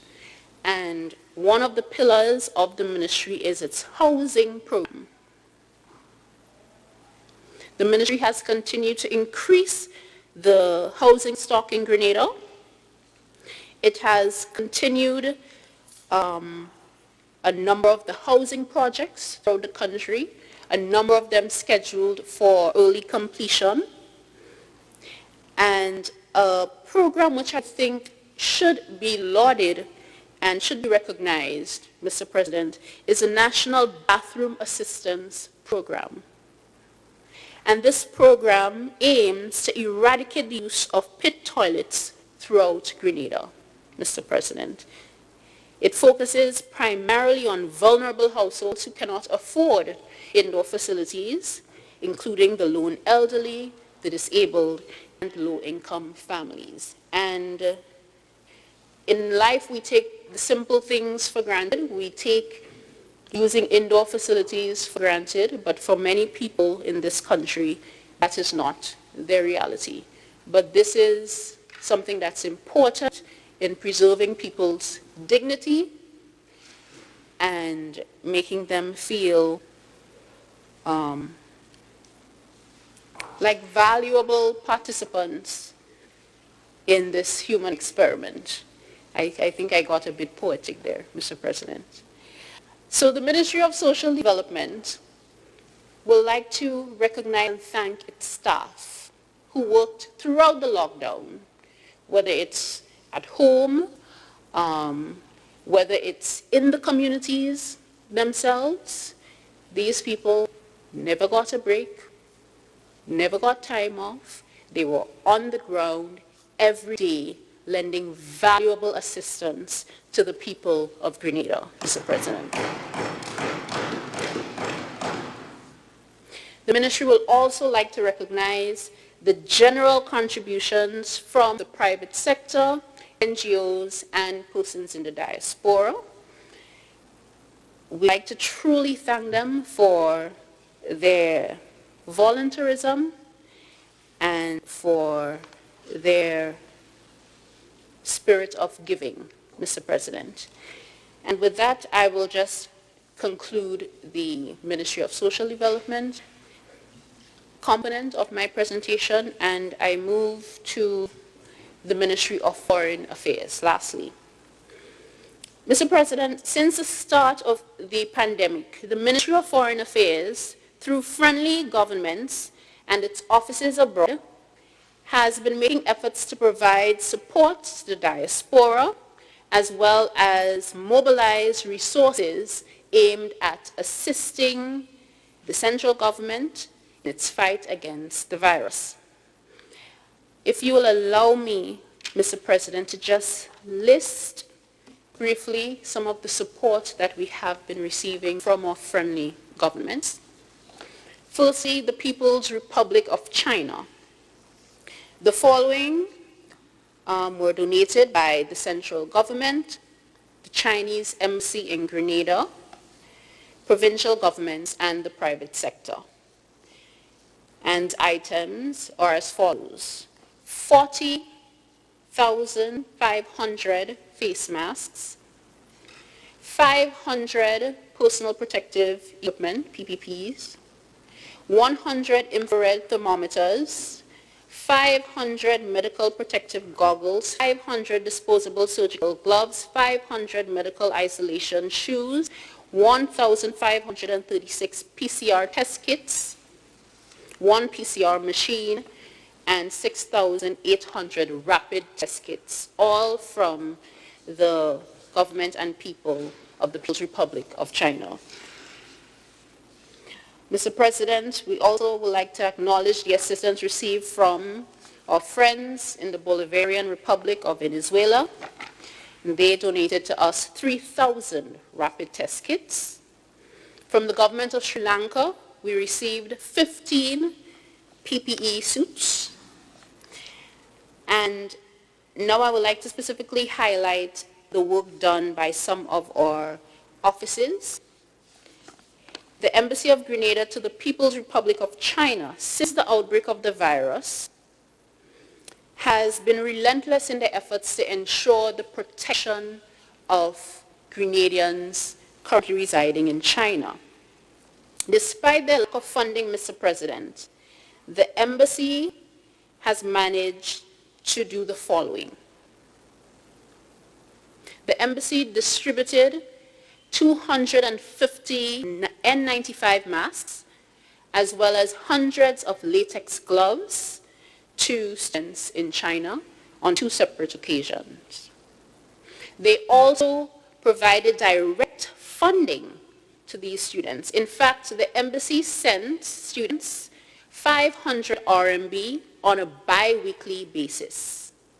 Additionally, if necessary, the embassy provided students in other parts of China funds to ensure their well-being. In addition to supporting students in China, the embassy in China also sent supplies to Grenada. They provided 16,000 surgical-grade masks, 100 medical gowns, 50 medical goggles, and 1,500 viral swabs. Mr. President, I think it's important to highlight that even though we cannot ever provide to China the assistance that they provide to us on the same level, in a gesture of goodwill, the Grenada Embassy in Beijing mobilized resources and donated a quantity of 5,000 masks to the government of the People's Republic of China during the height of the pandemic in China.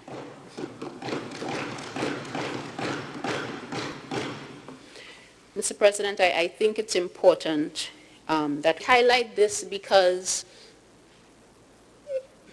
yes, we may not be able to give or support to the extent that we want to, but it's important to show our neighbors, our friends in the diplomatic arena that we're also willing to assist in any way that we can, and we deeply appreciate the assistance that they continue to give us, whether we are in a crisis situation or not.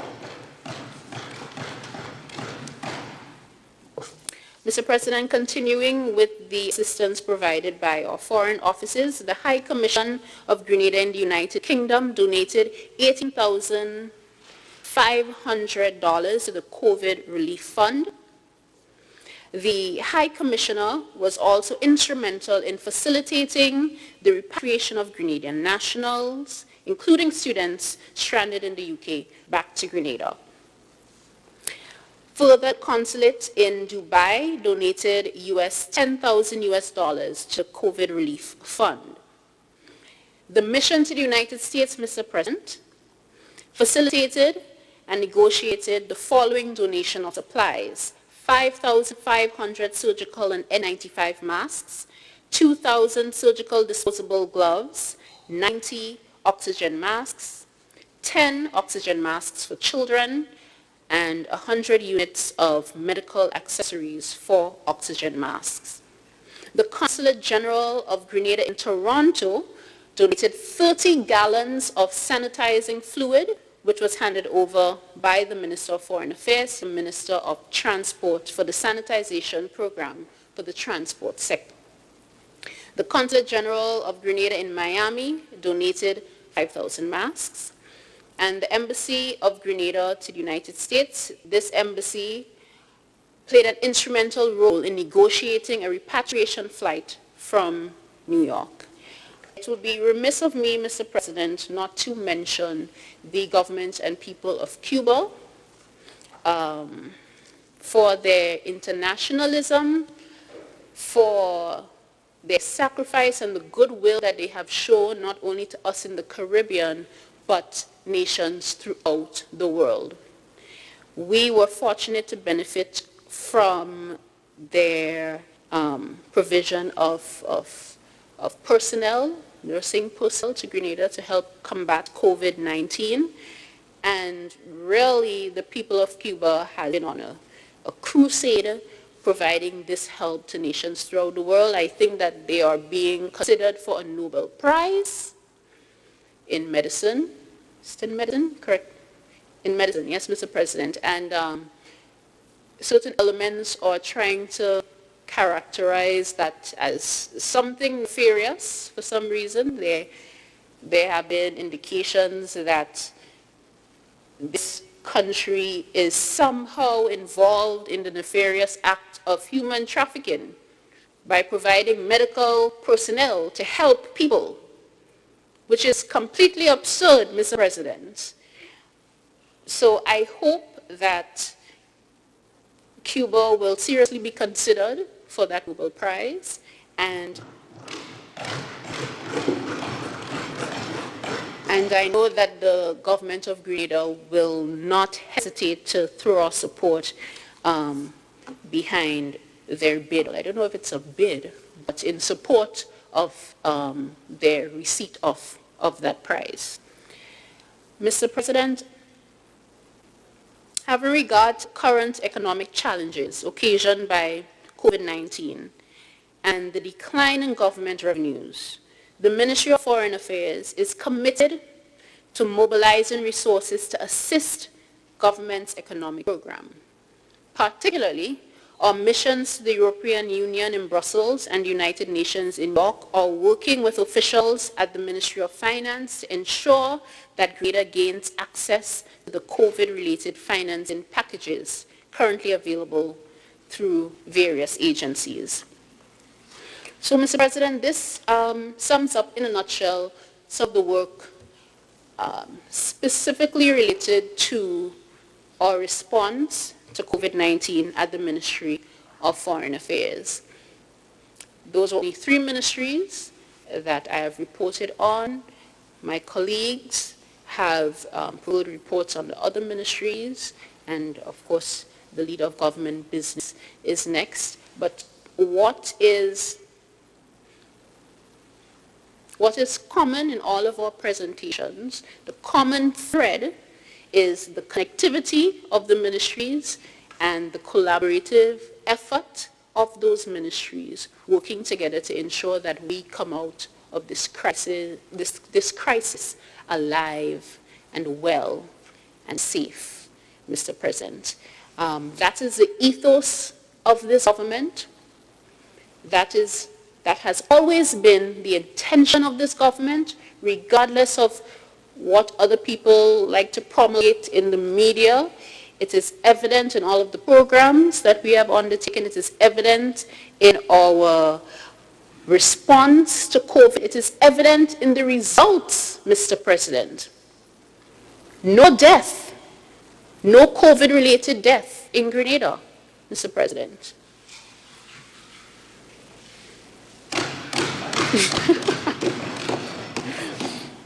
So I think it is reaching to suggest that this government has anything but the best interest of its people at heart. And this is where I close my presentation, Mr. President. Thank you. Thank you, Senator Williams. Senator Lewis. Thank you very much, Mr. President, and I want to once again, congratulate Senator Williams on her presentation.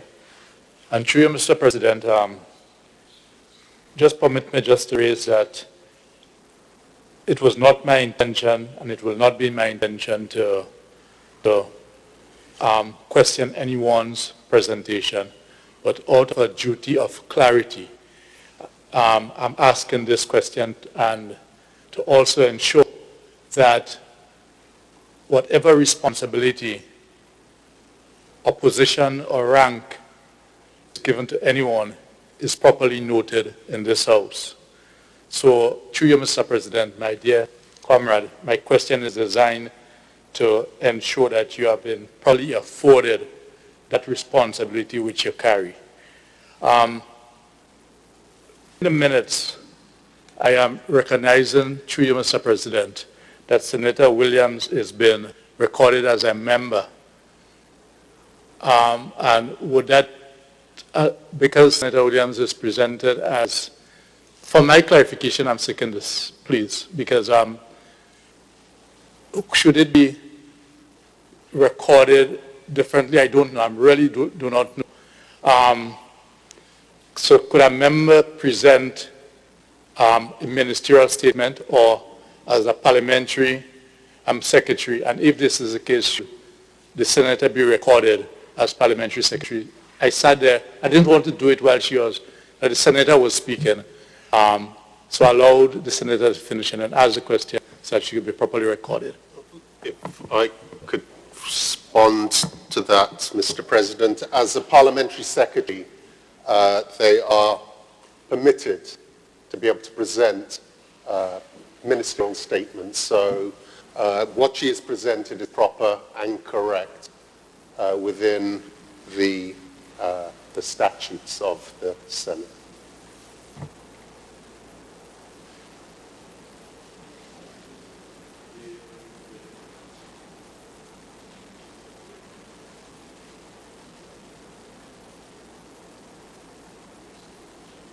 No, thank you very much, Leader of Government Business. But bear with me, Mr. President, as I further develop the question.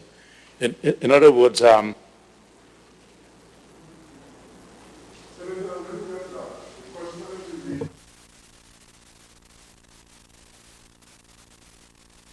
is related to her designation, because these designations are done through the Governor General's office. So you are proffering the question on what basis? no, Because the opportunities to question the reports that any person with the ministerial responsibility, and she's a parliamentary secretary. So she's entitled to make a ministerial statement. So your question is on what? The contents of what she said, or is it on a designation? If it's on a designation, then maybe you may wish to write the Governor General's office, because this appointment has been made through the Governor General's office being done. Yes? can I? So is it a question on her ministerial statement? No, it was in relation to how, from my understanding, I was asking not to do with her point. I would never question this. In relation to, therefore, how the first, other, the senators are represented here as minister for this, minister for that, and then members. And I was just asking, just in terms of proper recording of the minutes, would it be, well, I'm not sure if it's proper or prudent. No, well, we are all members of the House. Okay, okay. Just that I saw. Anyone sitting here is a senator, Okay. is a member of the House. Okay. I'm kind of lost. We didn't change the minutes because we didn't receive copy of the instrument to be adjusted. Oh, okay. So that's why, so we talk about the minutes, that should have been there. Reflected, okay. Yeah. The clerk. Yeah, so I'm correct therefore in relation to my question. You know, okay. Asking the how to you, I was not asking I could have asked that question during the senator's presentation, but I did not want to interrupt her. So I allowed that. I'm trying to get to How should she be, sorry, not she, how Senator Williams should be recorded in the minutes, and so I back up. She's a parliamentary secretary.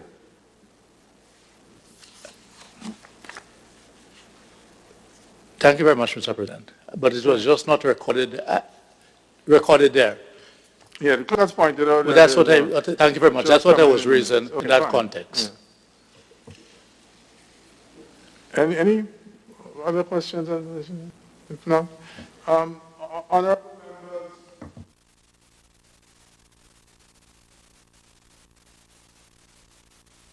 how I think we should proceed. Lunch is available, but I would prefer if we work through the proceedings and then have lunch, so we don't have to resume, rather than to take a break now. All right, rather than stop the flow of things. So I am hopeful that we can wrap up by about 1:30, 2 o'clock latest, and then we just break and have lunch. Are there any serious objections to this? If not, I would suggest, rather than to break for an hour and then come back, or 45 minutes,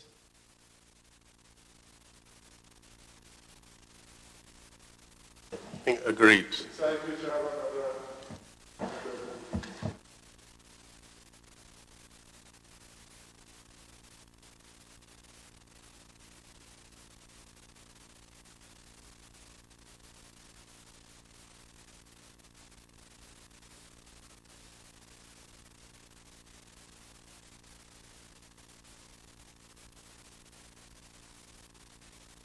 so we'll break for lunch right now. Yeah?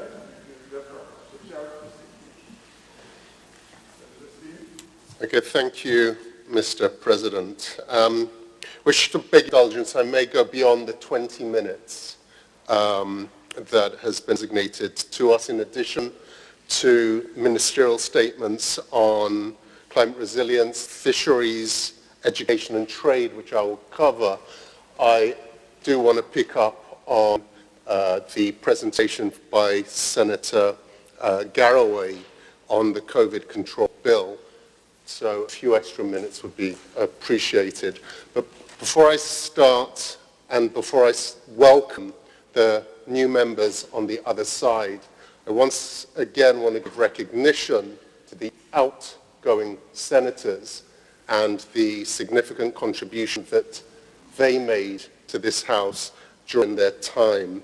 Glenys Roberts, Ron Redhead, and Corinne James, and I was particularly touched, Mr. President, by her letter to you and your response and the humility that she showed in that correspondence. And I think we all saw how she grew during her time in the House, and I'm sure we will see her again in some other fora as we move forward. But in welcoming the new senators, Senator Noel, Senator Sincere, it was encouraging to hear the passion, the vision they both share for the development of this great nation of ours.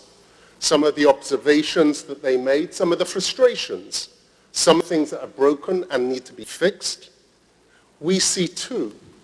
And their desire to make a difference, their desire to move our developmental agenda forward is certainly shared and resonates with all of us on this side and the government as a whole.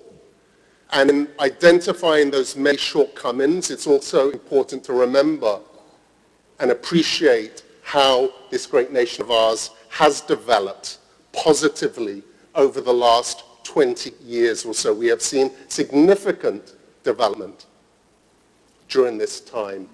But of course, there's still a lot further for us to go. A lot more needs to be done.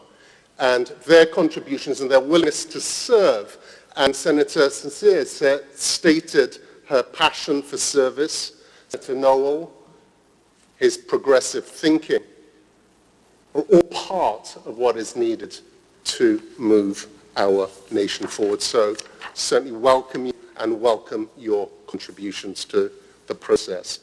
So, Mr. President, I wish to just pick up on Senator Garraway's remarks regarding the withdrawal of the COVID control bill. And I think we will have a deeper discussion when we go through the Carnival cancellation bill in terms of all of the threats and the rationale behind the presentation of that bill, but I think it's just important to remind ourselves, when we hear in April, just 3 short or long months ago, time seems to take on its own dynamic in this very strange period. But when we came to this House to present the COVID stimulus package and the COVID emergency measures back then, there were 2 million infectious cases globally and 145,000 deaths. That was just 3 months ago. 3 months on, that's now 17 million people infected globally and close to 665,000 deaths. Tremendous increase in terms of the spread of this deadly virus. And when we look at what's happening in the US and the UK, our 2 principal sources of visitors to our shores, the US now leads the world as being the epicenter for the virus right now, with 4.4 million infections and 150 deaths to date. And that number is rising. That 150,000 deaths. In the UK, it's now the 9th highest in terms of infections globally, with over 300,000 infected and 6,000 deaths. So we have seen, and we're seeing it day in, day out, the chaos that has been created in these developed countries, countries which have infinitely more resources than we do here in Grenada, and how with all of those resources, they are completely overwhelmed by this deadly virus. The health services are crippled.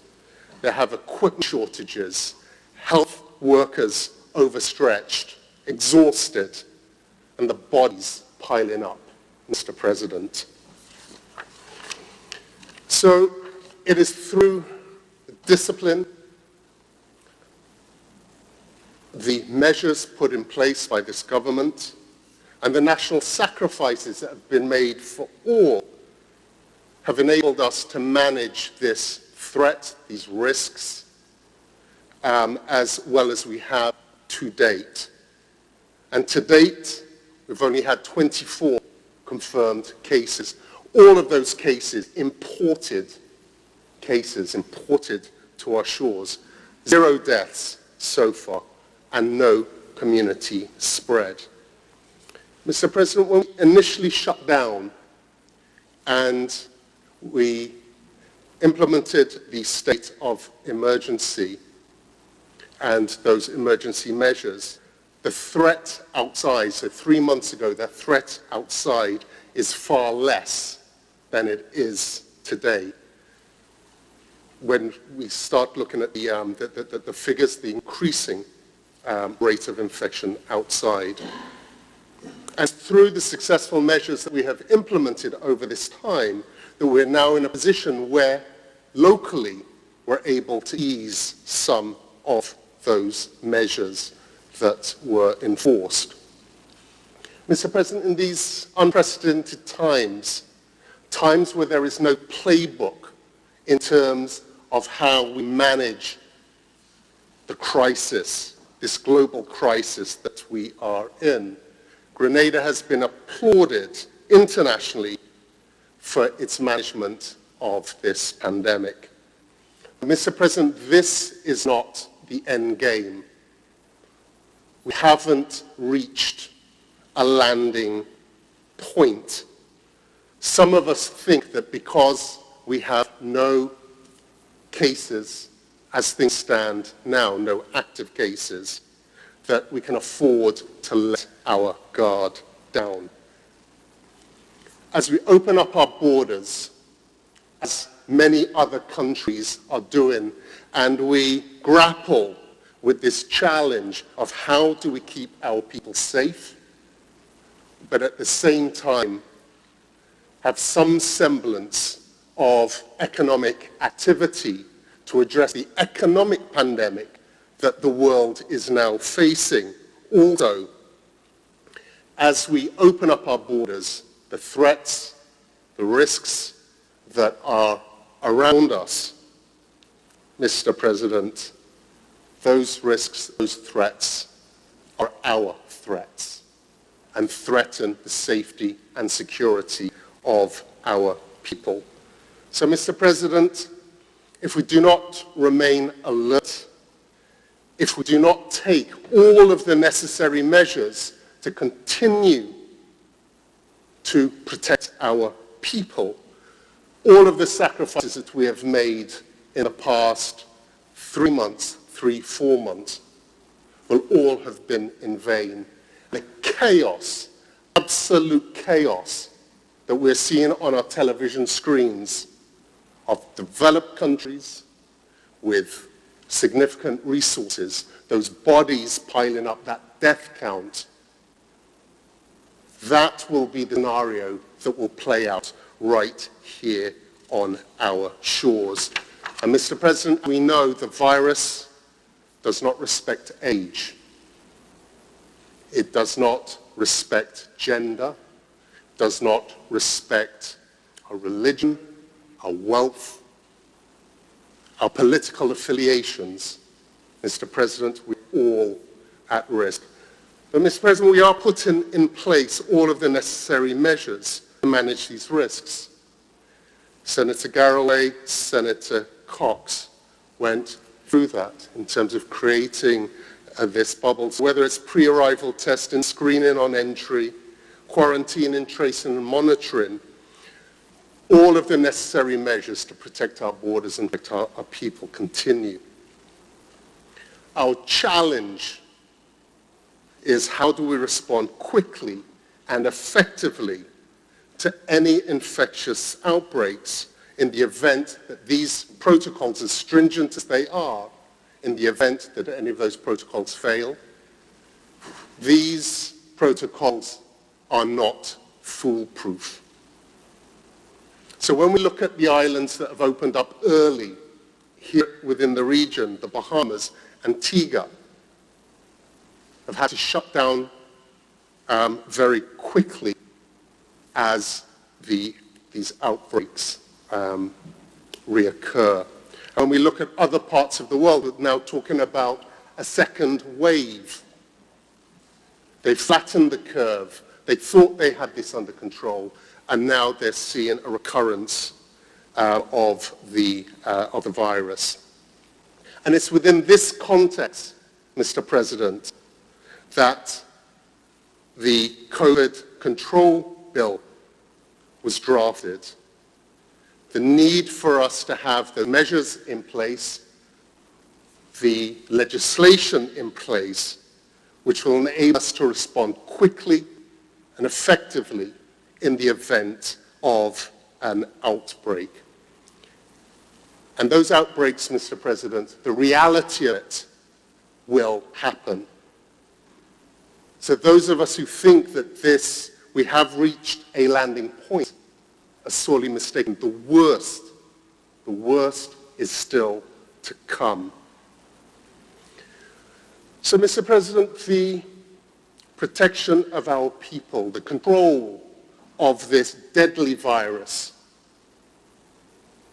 the need to protect our people was the intent of that bill.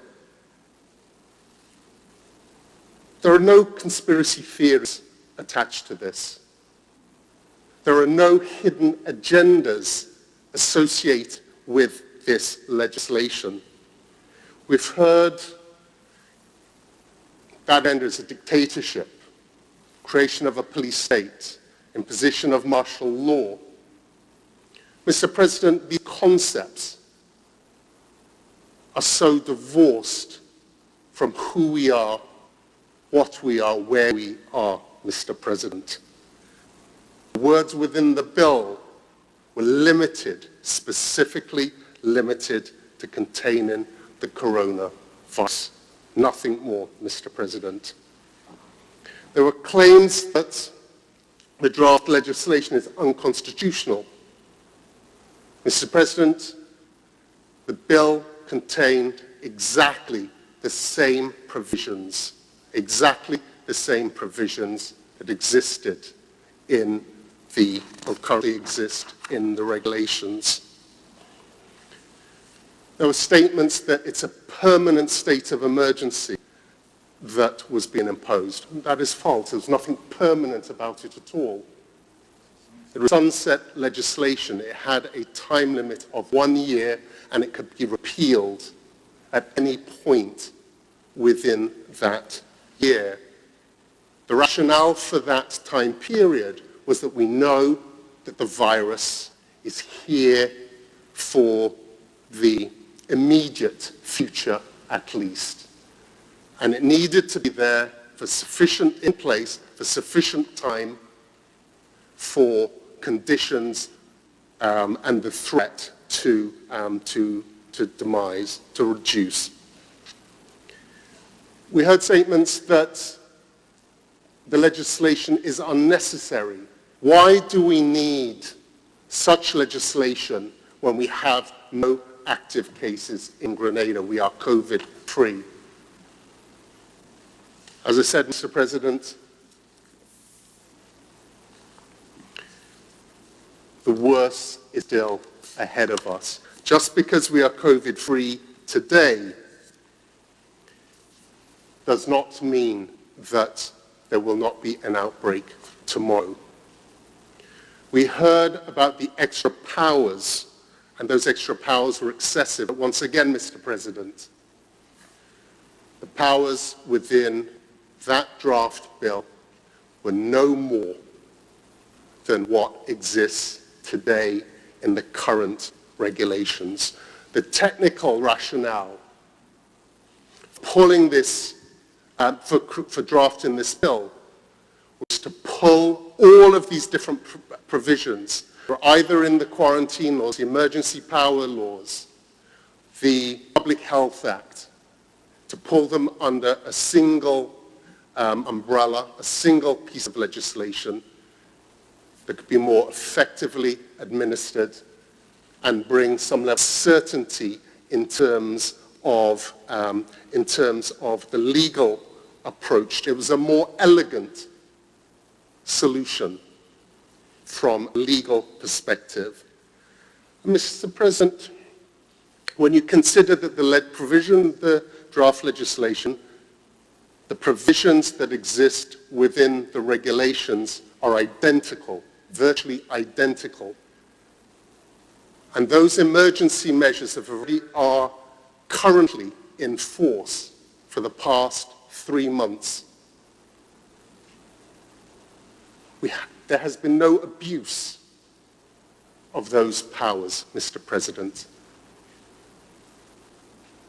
If during this period, management of the situation with these extensive powers have been implemented fairly, justly, appropriately, and has gotten us to where we are now, where technically we are COVID-free. We have achieved what we need to achieve to this point. Why would we throw that all away, Mr. President? Why would we then change our approach? So, Mr. President, I come back and say the intent of this legislation is simply to protect our people. Where we do deserve criticism, where we have made a mistake and we've taken full responsibility for this, is in not consulting extensively enough, not ventilating the draft legislation, not running through not only the content but the context of this legislation with the public in advance. That, I believe, was our error. And we have taken full responsibility for that through the withdrawal of the bill. If we could turn back time, which we can't, but if we could turn back time, I genuinely believe that with the right ventilation, appropriate consultation with all stakeholders, whether it's the legal fraternity, the churches, civil society, the unions, public at large, and it was explained why we're doing it and the rationale for doing it, I don't believe we would be in the position we are in today. So, Mr. President, we shot ourselves in the foot. And we have taken responsibility. We will go back and consult. And that consultation will be extensive. And whether, in soliciting input, whether we have to amend, modify, replace, we will do so.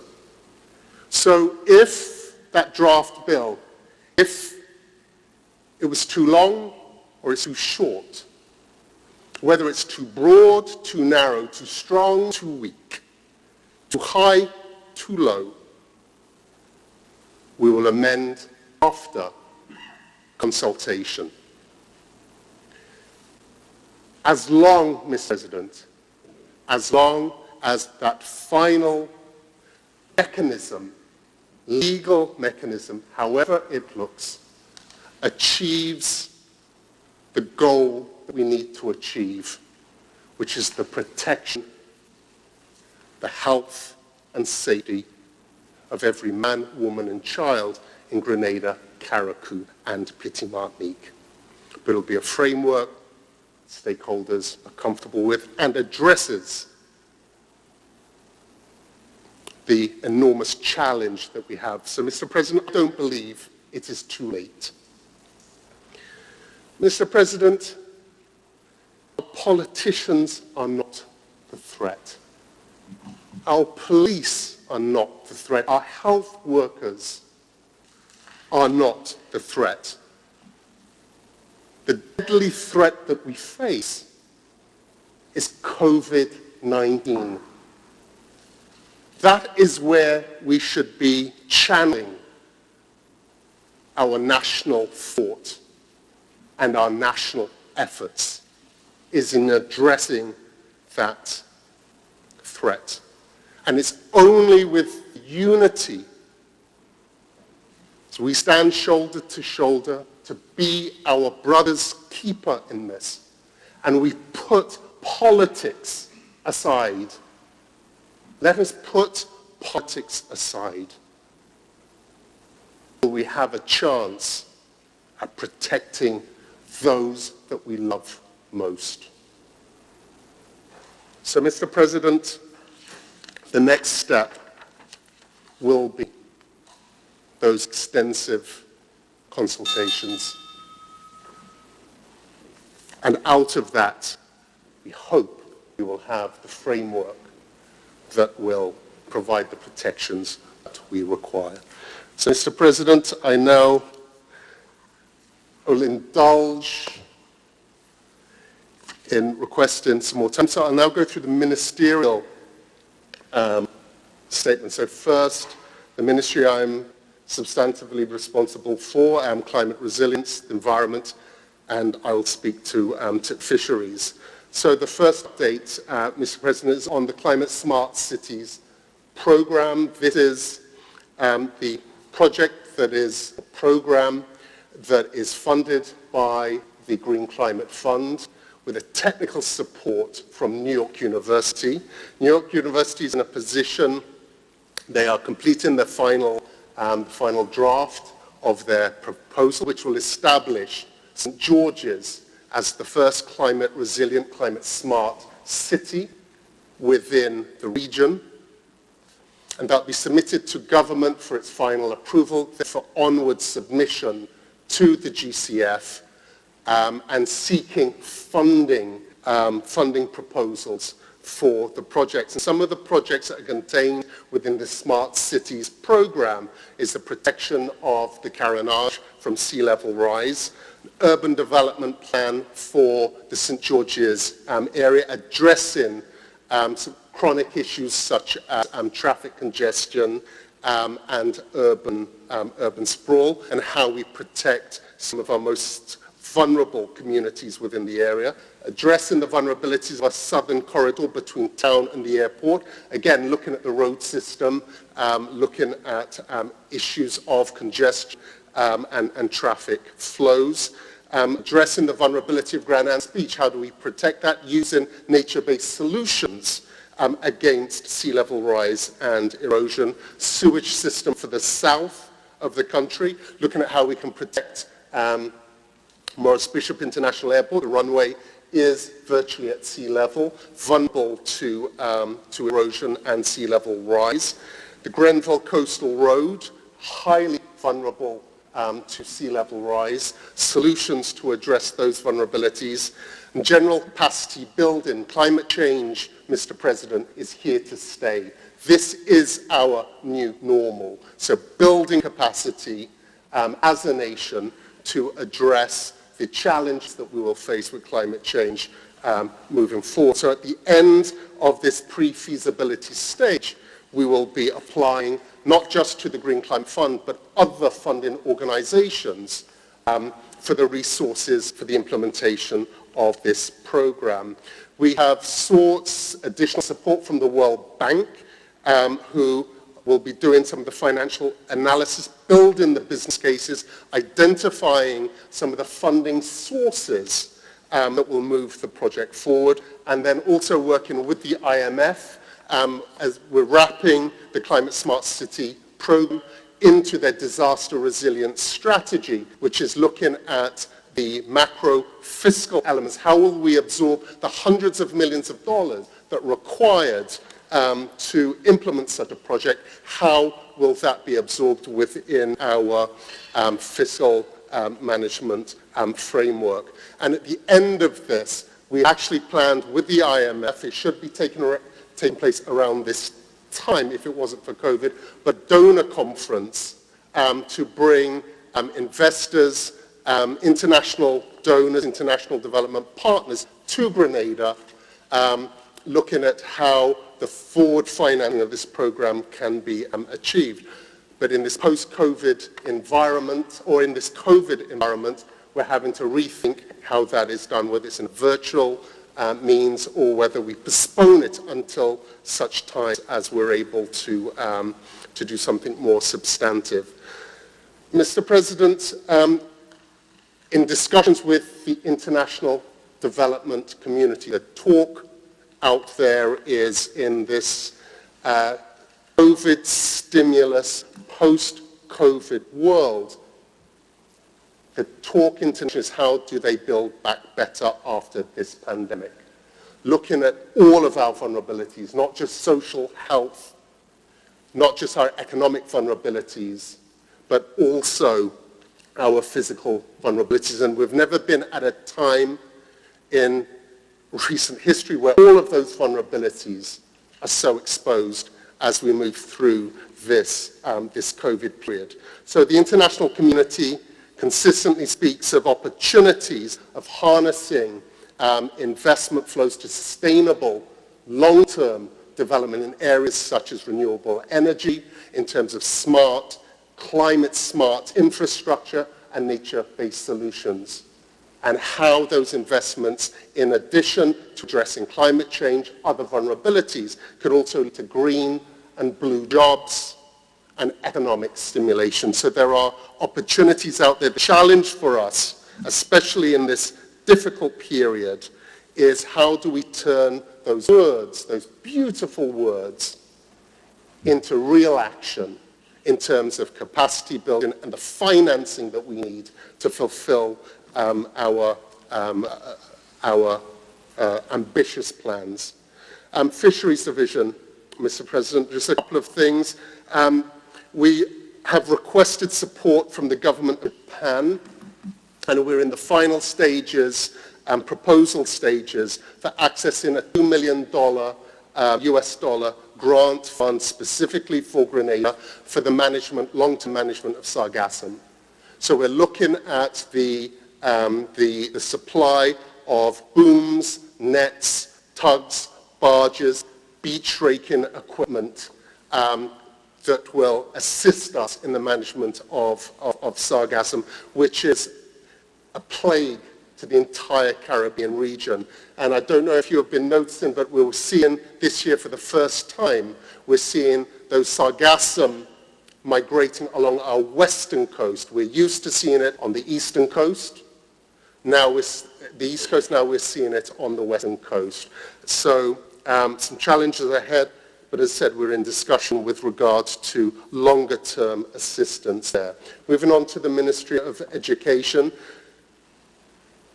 Education system has been seriously challenged during this period. How do we continue during this lockdown period with stay-home orders? How are we able to continue the education and constructive occupation of our children?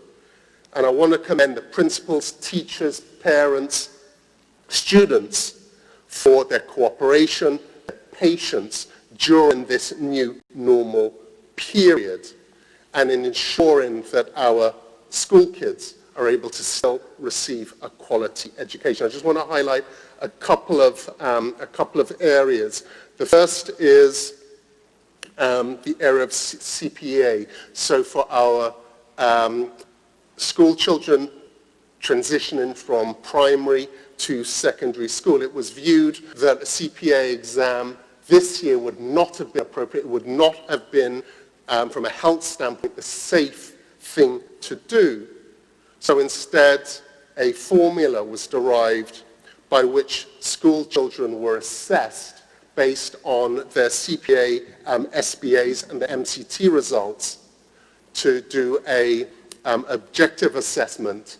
And out of the 1,872 students who were assessed, 1,743 attained a pass grade to transition on to secondary school. And the 128 students retained will be receiving one-on-one support through the ministry to determine their best path forward to ensure that no child is left behind. Also the successful reopening of schools, phase one of reopening of secondary schools for Form 5 students to enable them to prepare and sit their CSEC exams. And again, having to applaud teachers, parents, and principals for the work that went into that. And what we've actually found this challenging period has forced us to actually do many of the things that we've been talking about doing for so many years with regard to e-learning and the use of technology in the delivery of education services. So whether it is the launch of apps which had thousands of 20,000 practice questions for students done through a computer app, the launch of the M-Star education platform for e-learning. So the complete CXE syllabus is available on that platform, enabling online electronic learning. With support from Lime and Digicel during this period to zero rate their service charges so that those families at home, schools, will not charge for the broadband access used during this education period. The training of over 2,000 teachers to support students in e-learning and e-learning support for parents to again assist them during this time. So the next phase, that was phase one of school opening. The strategy moving forward with the opening of all schools in the new school term. A proposal will be put to Cabinet within the next week or two to look at the safest and most effective way of achieving that. But we believe it will be based on a hybrid system where some classes will resume, others will be maintained online, so that the distance, social distancing, physical distancing that's required within the classrooms can be observed. Laptops and tablets for teachers and students. For secondary schools, 65% of the volume of laptops and tablets that are required have already been delivered. The remaining 35% have been held up due to transportation issues affected by international restrictions, but by the start of the new school term, we will have the full complement for secondary schools. Primary schools will follow. And again, what we will see throughout the course of the 2020-2021 term is a blended approach of traditional physical books and tablets and laptops. So we're moving, our whole education system has moved, Mr. President, into the 21st century. School infrastructure is very quickly $50 million earmarked for the development and construction of new schools, repairs to existing schools, upgrades of existing schools. So whether that is PBC, 4.5 million upgrade, work started 2 months ago, whether it's Grenada SDA, $7 million, work started this month, Bishop's College in Carriacou, $10.5 million, work is expected to start in August, and construction of other schools, repairs to many more. So government's commitment, ongoing commitment, not only in supporting our teachers and improving that teacher learning experience with our students, but also the physical infrastructure and significant improvements. And we've never seen these unprecedented levels of investment in our school infrastructure. Finally, Mr. President, I just want to touch on the Ministry of Trade and hone in on one civic area, which is Small Business Development Fund. It recognizes the significant contribution micro and small businesses make to our economy. Of the 4,400 registered businesses, 90% of those are micro or small businesses. In the 2020 budget, $5 million was allocated to that small business development loan, which was supporting businesses in the area, whether it's fishing, agriculture, tourism, retail. But as part of the COVID stimulus package, an additional $5 million has been invested in that area. And of that, for this next tranche, the terms are far more favorable than before, with unsecured loans, the value of unsecured loans increasing from $7,000 for individual loan up to $10,000 without security, a loan ceiling increase from $20,000 to $40,000, and an interest rate reduction from 6% to 3%.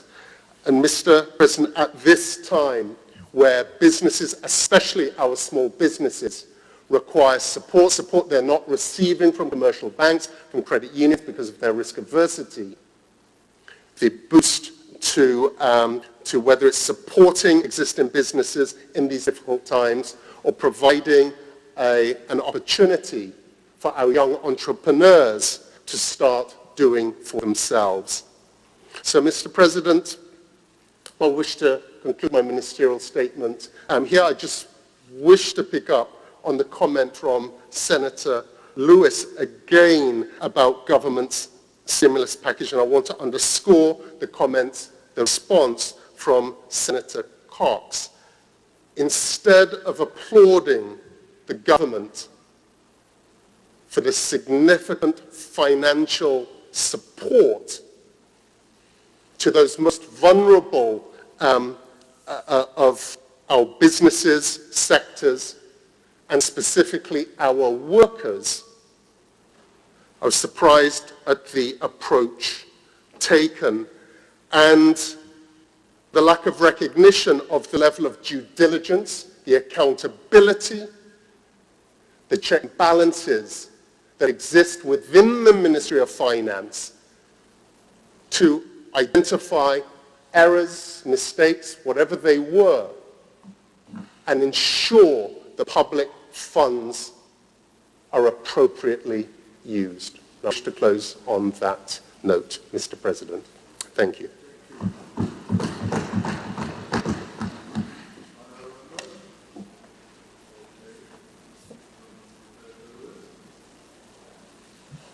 Thank you very much, Mr. President.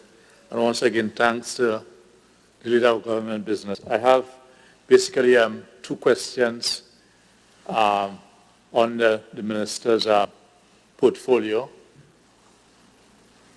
It has to do with the marine protected areas.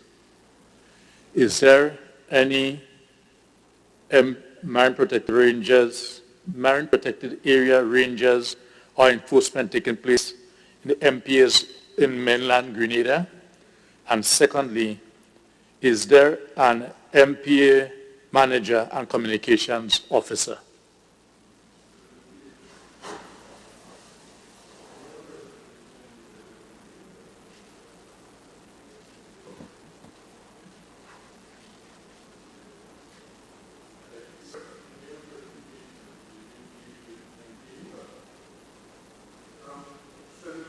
Chris, you'll have to direct that question. His ministerial statement did not, to the best of my recollection, touch on any matter concerning MPs. So that question, because this would be a question arising from his ministerial statement, you will have to commit this to paper and send it to clerk. Yes? Mr. President, also being respectful of the time, if I could propose that we suspend the other matters on the order paper and go straight to the Carnival cancellation bill, which I think is the most critical, and we can pick up the other matters when we re-adjourn on Wednesday.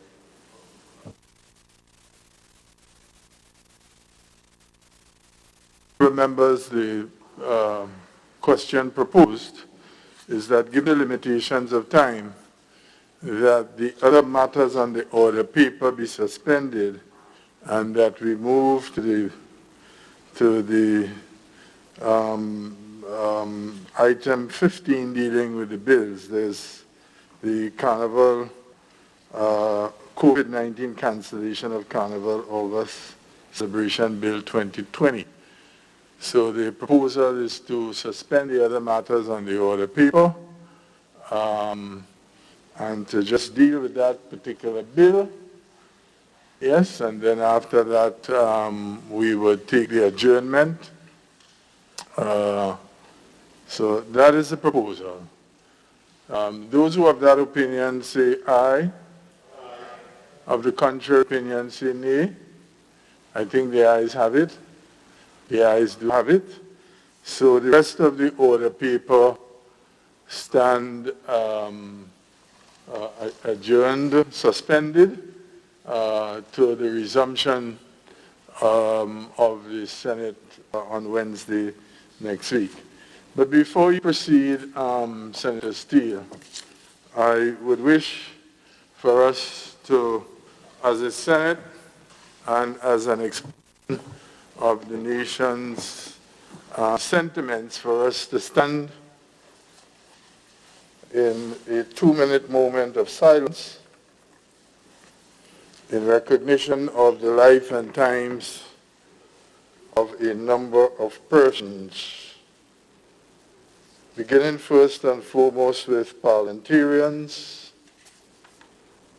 I wish for us to pay our respects and to convey through the office of the President the sentiments of profound condolences to the family, friends, colleagues of the late Owen Arthur former Prime Minister of Barbados, who passed away rather untimely. He was the longest serving one-sitting Prime Minister, took office on the 15th, took office September the 6th, 1994, served his 3 successive terms until the 15th of January, 2008. Owen Arthur has been a distinguished Caribbean leader, a very celebrated and worked tirelessly for Caribbean integration. Only recently he played an important role in attempting to resolve the issues involved in the Guyana elections when he headed the Commonwealth Observer Mission to Guyana. I have very good and lasting memories of him. I've had the opportunity to work with him on many occasions, and the deep humanism of this individual is seen by my experience with him when several years ago, I can't remember exactly now the year, I was trying to research it but couldn't in the time have done so, was an occasion when Liat, and it's strange how events unfold because Owen Arthur was the current chairman of Liat in its most critical difficulty. But at the time when Liat could not pay wages during a Christmas period in December a few years ago, as head of the Liat group of unions, I initiated a meeting with Liat management and the then chairman of the board, Dr. Holder, and we all traveled to Barbados for an urgent meeting. And when we did describe, I laid out the purpose of the meeting, Owen Arthur said to me, he said, "Senator, let me say something before we take our seats. I will not allow Caribbean workers, as Caribbean people, to face a Christmas without income. So while the company doesn't have the money to pay, that money I will ensure comes from the Barbados Treasury, will pay it, and then Liat will sort me out." And he immediately called the Ministry of Finance, and the meeting ended with a commitment to pay. And indeed, that Christmas, Liat workers received their wages. Such was the kind of person that Owen Arthur was. I want to come home a bit and to ask that we send our collective condolences and salute the memory of an outstanding Grenadian woman. In fact, the work of Louette Clarkson, her life's work as a nurse, we are reaping the benefits of it today. And as we recognized how successful we have been so far in dealing with COVID, the fingerprints of Sister Clarkson is on that achievement because many of the nurses, she was a nursing tutor, she had many significant positions in the field of nursing. She was president of the Grenada Nursing Association, and on another occasion became president of the Caribbean Nursing Association. She held yet another important presidency. She was president of the Public Workers Union, came into that presidency, I think, sometime in 1989. And happy am I to have, in my life, walked along the journey with her as a celebrated trade unionist. In fact, the longest public workers union strike to take place in the history of this country took place under her stewardship.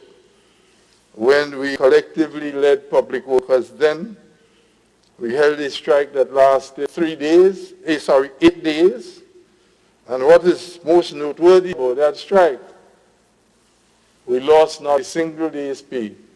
And that strike registered one of the largest blocks of increases ever paid to public servants or public workers in the entire history of Grenada, going back to colonial times. So, Sister Luet Carson, today the Senate wants to pay its deepest respect to you, to convey our sentiments of condolences to your surviving children, your husband, and your other relatives and close friends, and to the trade union community who have lost, in fact, a stalwart. As I say, I was privileged to be able to walk along the road with her, and I am profoundly moved by that. I want to move now to Guyana and pay tribute again and condolences to yet another outstanding Caribbean person, a long-standing member of the Guyana Parliament. In fact, he died while being a member of Parliament. He led Guyana's largest trade union, Guyana Agricultural and General Workers Union, GAU. He had been president for the better part of 30 or so years. Normally in the trade union business, we refer to him as a comrade, but he was a parliamentarian, Comrade Komal Chand. I first met Komal in the Soviet Union in 1980, and since then our friendship had grown over time. He had been a dedicated trade unionist, fighting the cause of workers, fell ill and unfortunately died in Cuba on the 8th of April. And we had real difficulty in getting his body repatriated from Cuba given the COVID conditions. But that repatriation took place last week. And again, I want to use the opportunity to convey to his family, his other comrades in arms and comrades in the trade union movement here, our deepest and most profound respects, and that moment of silence that we will stand will also be in his name.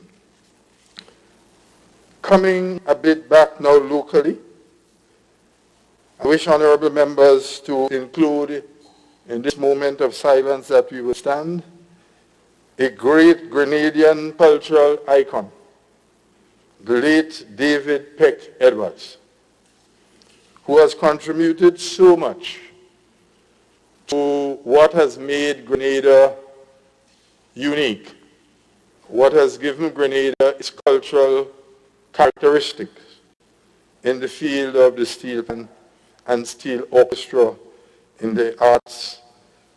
Peck had been an outstanding ambassador, a dedicated panist, and one who gave all of his life to the steel band movement and the steel orchestra in Grenada. I want to take this opportunity as we stand to pay homage and to recognize the contributions that he has made in the cultural field. I also want to recognize Mr. Andrew Stewart, a former national boxer of Grenada, who unfortunately lost his life due to COVID in the United States. He made Grenada proud by his distinguished contributions in the field of boxing. He was an outstanding boxer. It's my understanding that he was probably one of the beneficiaries of training from Cuba.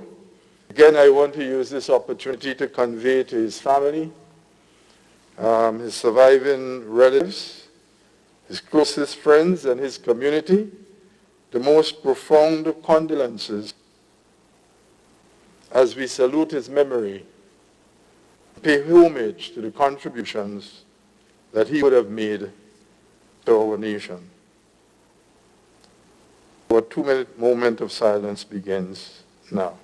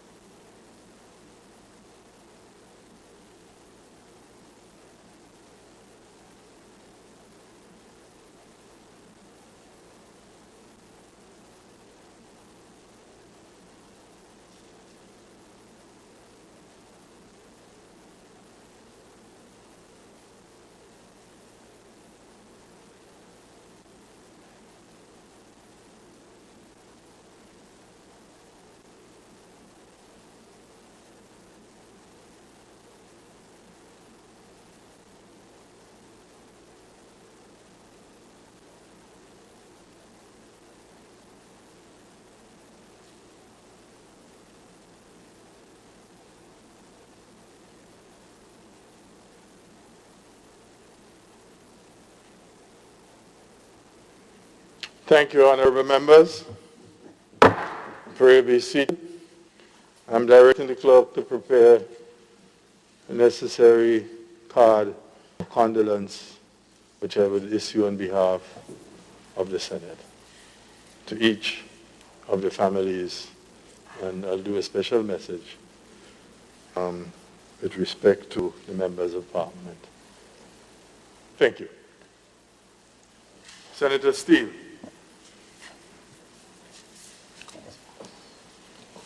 Item number 15, bills.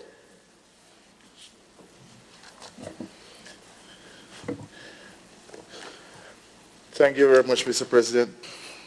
Mr. President, I beg to introduce for first reading a bill for an act shortly entitled COVID-19 Cancellation of Carnival August Celebration Bill 2020.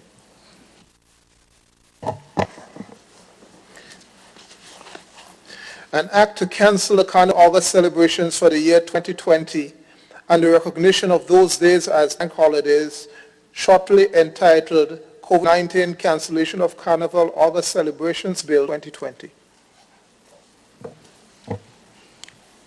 Mr. President, I beg to move that the relevant standing order of the Senate be suspended to enable this bill to be taken through all its stages at this sitting.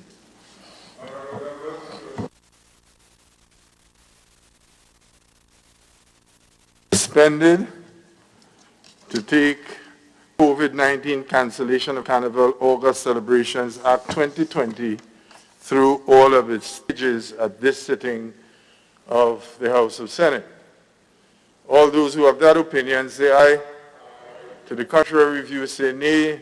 I think the ayes have it. The ayes do have it. Senator Cox.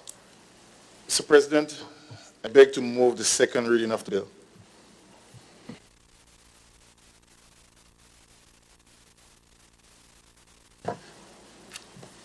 Mr. President, before this Honorable House is the COVID-19 Cancellation of Carnival August Celebration Bill 2020. Mr. President, this bill became necessary as we are in the midst of a pandemic, Mr. President, and for reasons that were even mentioned earlier by other colleagues, from a health perspective and safety and well-being of the nation, this bill became necessary. Mr. President, but I think it's important to give some historical context as to how we arrived at this situation where we are today. Mr. President, I could recall in March, I think it's the 22nd of March, I think that was my first day as a member of the COVID-19 task force, and sometime around 11:30, thereabout in the night, I was in the company of the Minister of Health when he received a report of a first COVID case. That was strange territory for us, for Grenada. And I just want to put on record, Mr. President, to recognize the work and efforts of the Ministry of Health and, of course, the Minister for Health, who had worked very hard in ensuring where we are today. I must commend him on his effort and his stewardship.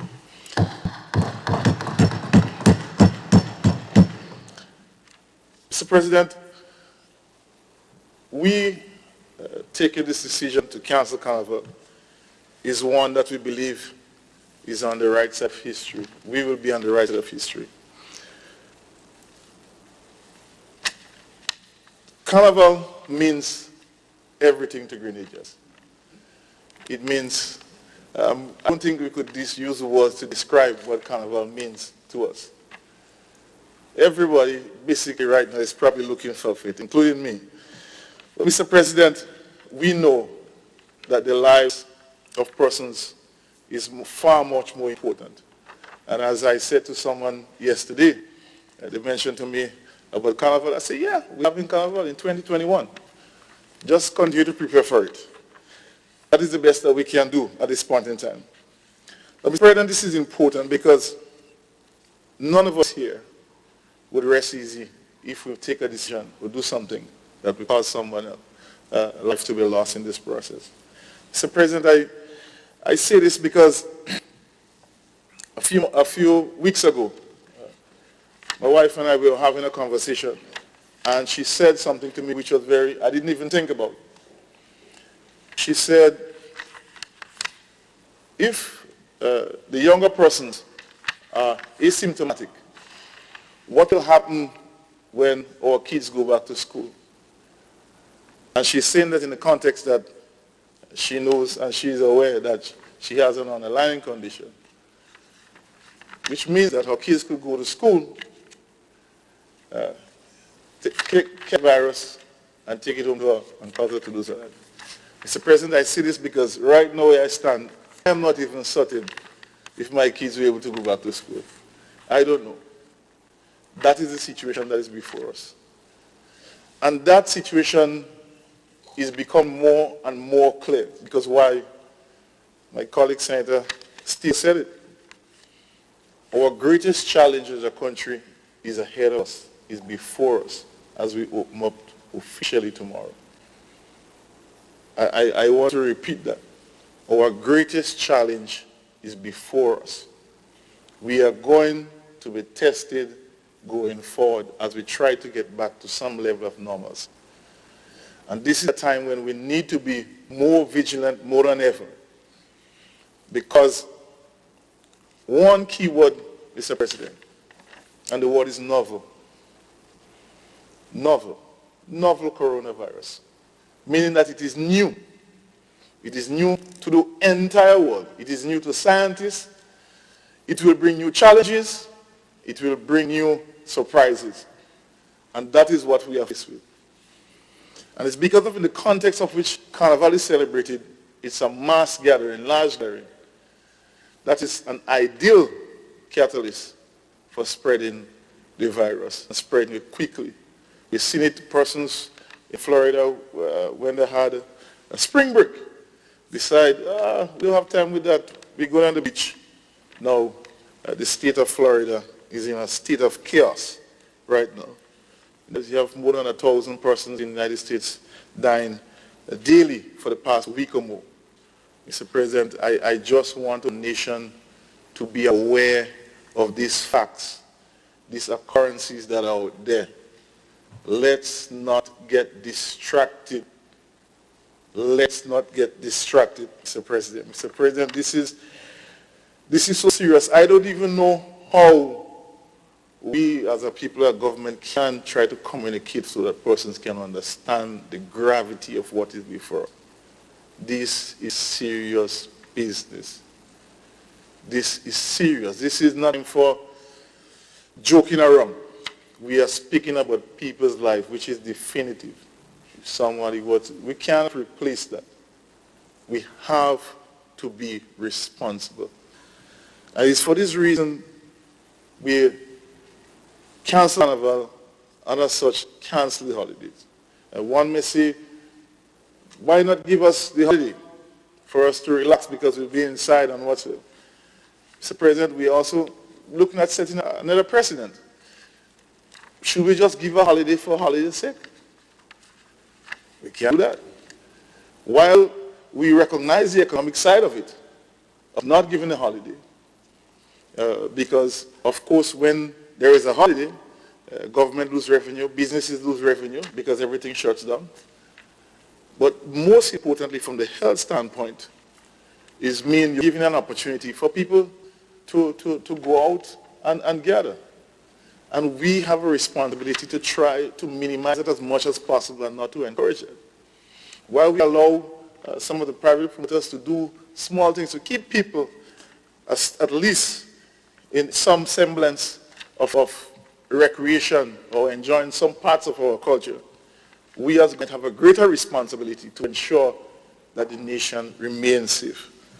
And it's for those reasons, Mr. President, we believe that this is the right step. And I say this, and there is precedence in what we are doing. All our regional islands have canceled their carnival as well. Going from St. Lucia, St. March, St. Vincent, April, Barbados, Antigua, in April, Dominica, Martinique, they have all canceled their carnival for the very same reason. But instructive enough, Mr. President, we canceled last. And because we were looking to see if there were any avenue, if we could have postponed it, but at the end of the day, the right decision was to cancel. Mr. President, he had people calling me, Minister, doing cancel the thing, that ain't making sense, what are you waiting for?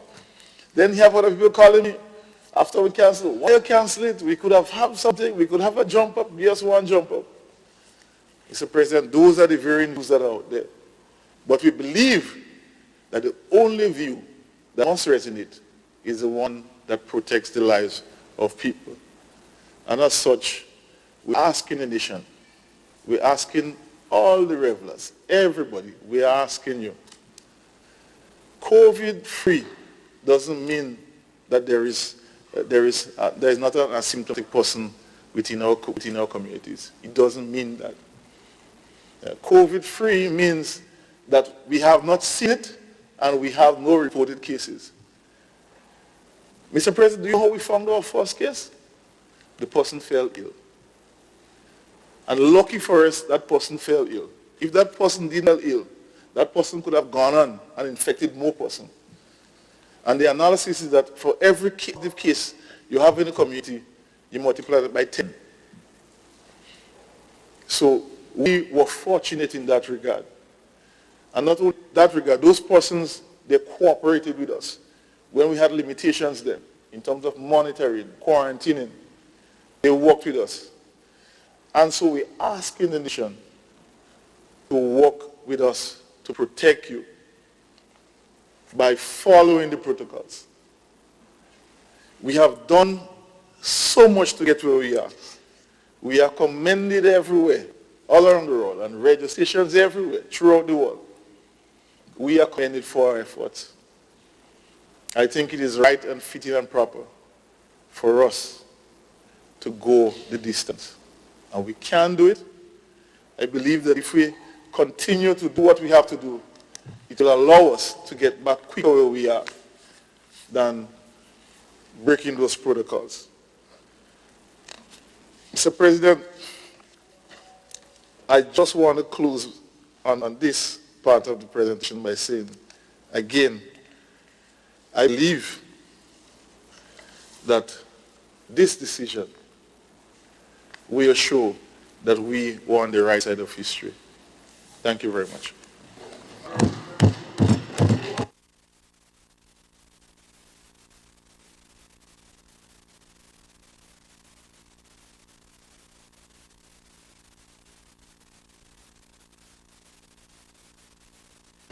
At this point, you could make whatever points you wish to make, whether you want to proffer some amendment, some idea. This is your opportunity to do so, and then the bill will then go to its committee stage. And at its committee stage, we will take it clause by clause, and if there was some clause you see that you felt should be amended or think otherwise, then we'll offer that at the committee stage. But this is your opportunity now to make your contribution, and you may wish to exercise it.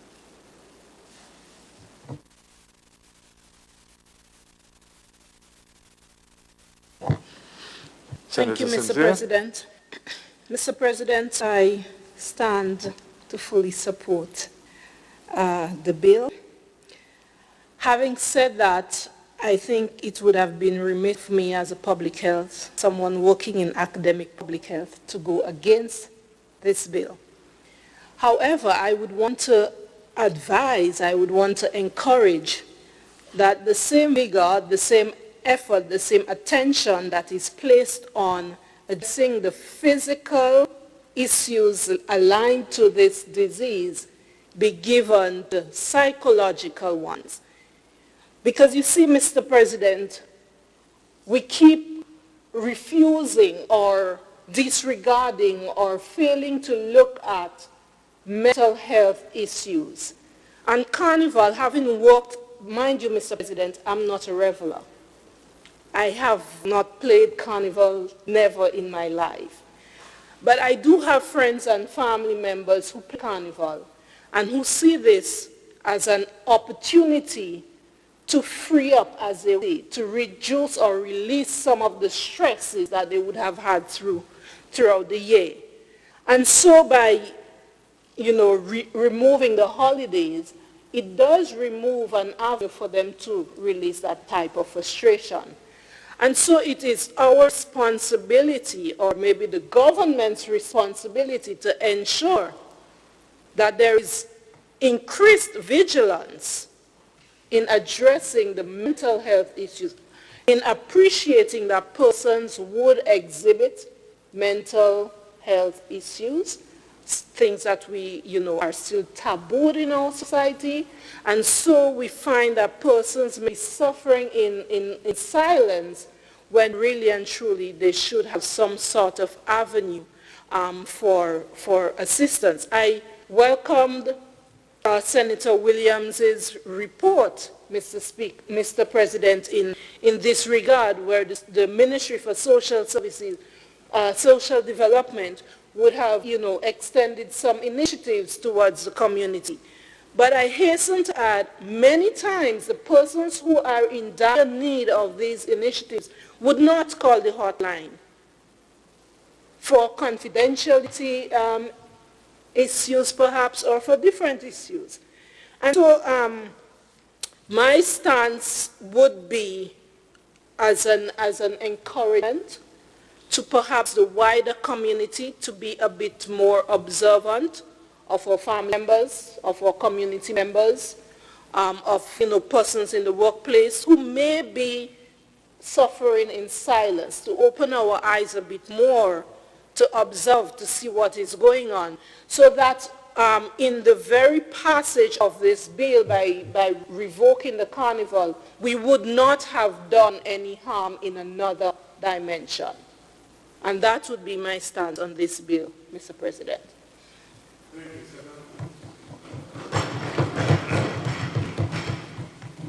Anyone else? Senator? Thank you, Mr. President. I know with the new layout, you're probably trying to adjust. I'm recognizing member now part of the larger gallery. Mr. President, like my colleagues, I stand to support this bill.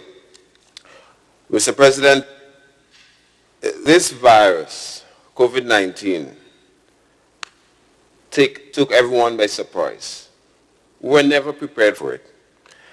And we were preparing for Carnival. I know a lot of young people was preparing for Carnival. Mr. President, I miss Soca Monarch this year. I miss supporting, having a discussion on whether it's the north, south, east will take the crown. And I know a lot of young people feel the same. I mean, I hear the conversations. But Mr. President, this is about lives, it's about saving lives, and having large gathering, or promoting large gathering, is an ideal condition for the coronavirus. Actually, of recent, in fact, about a day ago, the World Health Organization would have released a statement that says that the spike or the resurgence in cases is as a result of, or partly due to, young people. The fact that many do not want to be quarantined and they have in their small parties, and they're, as Minister Cox would have said, they're putting others at risk, like those with underhealth situation. So you're seeing places like the United States, Portugal, Israel, and you're seeing the spike in, or the resurgence in cases. In Brazil, look at the situation in Brazil. At the start of the year, we weren't talking about Brazil, we were talking about Italy. And in no time, look at Brazil, number 2 in the charts when you look at number of deaths and cases by country. Mr. President, that could easily be Grenada. The potential of the virus could wipe out the population. You look at the death toll of COVID, it's about, the last time I checked was 648,000 people have died from it. In other words, I was telling one of my friends, if this, just think about the size of Grenada population of just about 112,000 people. That's almost every Grenadian dying 6 times. Mr. President, a virus with this potential, we shall not play games. And yes, I understand that to some, they love the carnival, but once we maintain or keep the protocols, once we are safe, I believe in 2021, we will have a carnival. And it's our duty. Well, we are hoping that in 2021, we will definitely have the carnival. Mr. President, I'm confident that, well, Mr. President, I wouldn't want to be devil's advocate, but I think definitely I believe in my view. Hopefully in 2021, we will see some ease and there will be some level of activity happening. Maybe a different type of carnival, maybe, or it may not be the same. We'll definitely see some activity happening. But Mr. President, it's my responsibility here as a young person to talk to the hearts of the youths and say, listen, I understand the frustration and I understand the concerns. Let's not, I'm hearing the views as well, Mr. President, of conspiracy theories. I'm hearing about a new world order. I'm hearing about the things. But Mr. President, there is science and there's facts, and as a government, we have to deal with the science and we have to do the facts.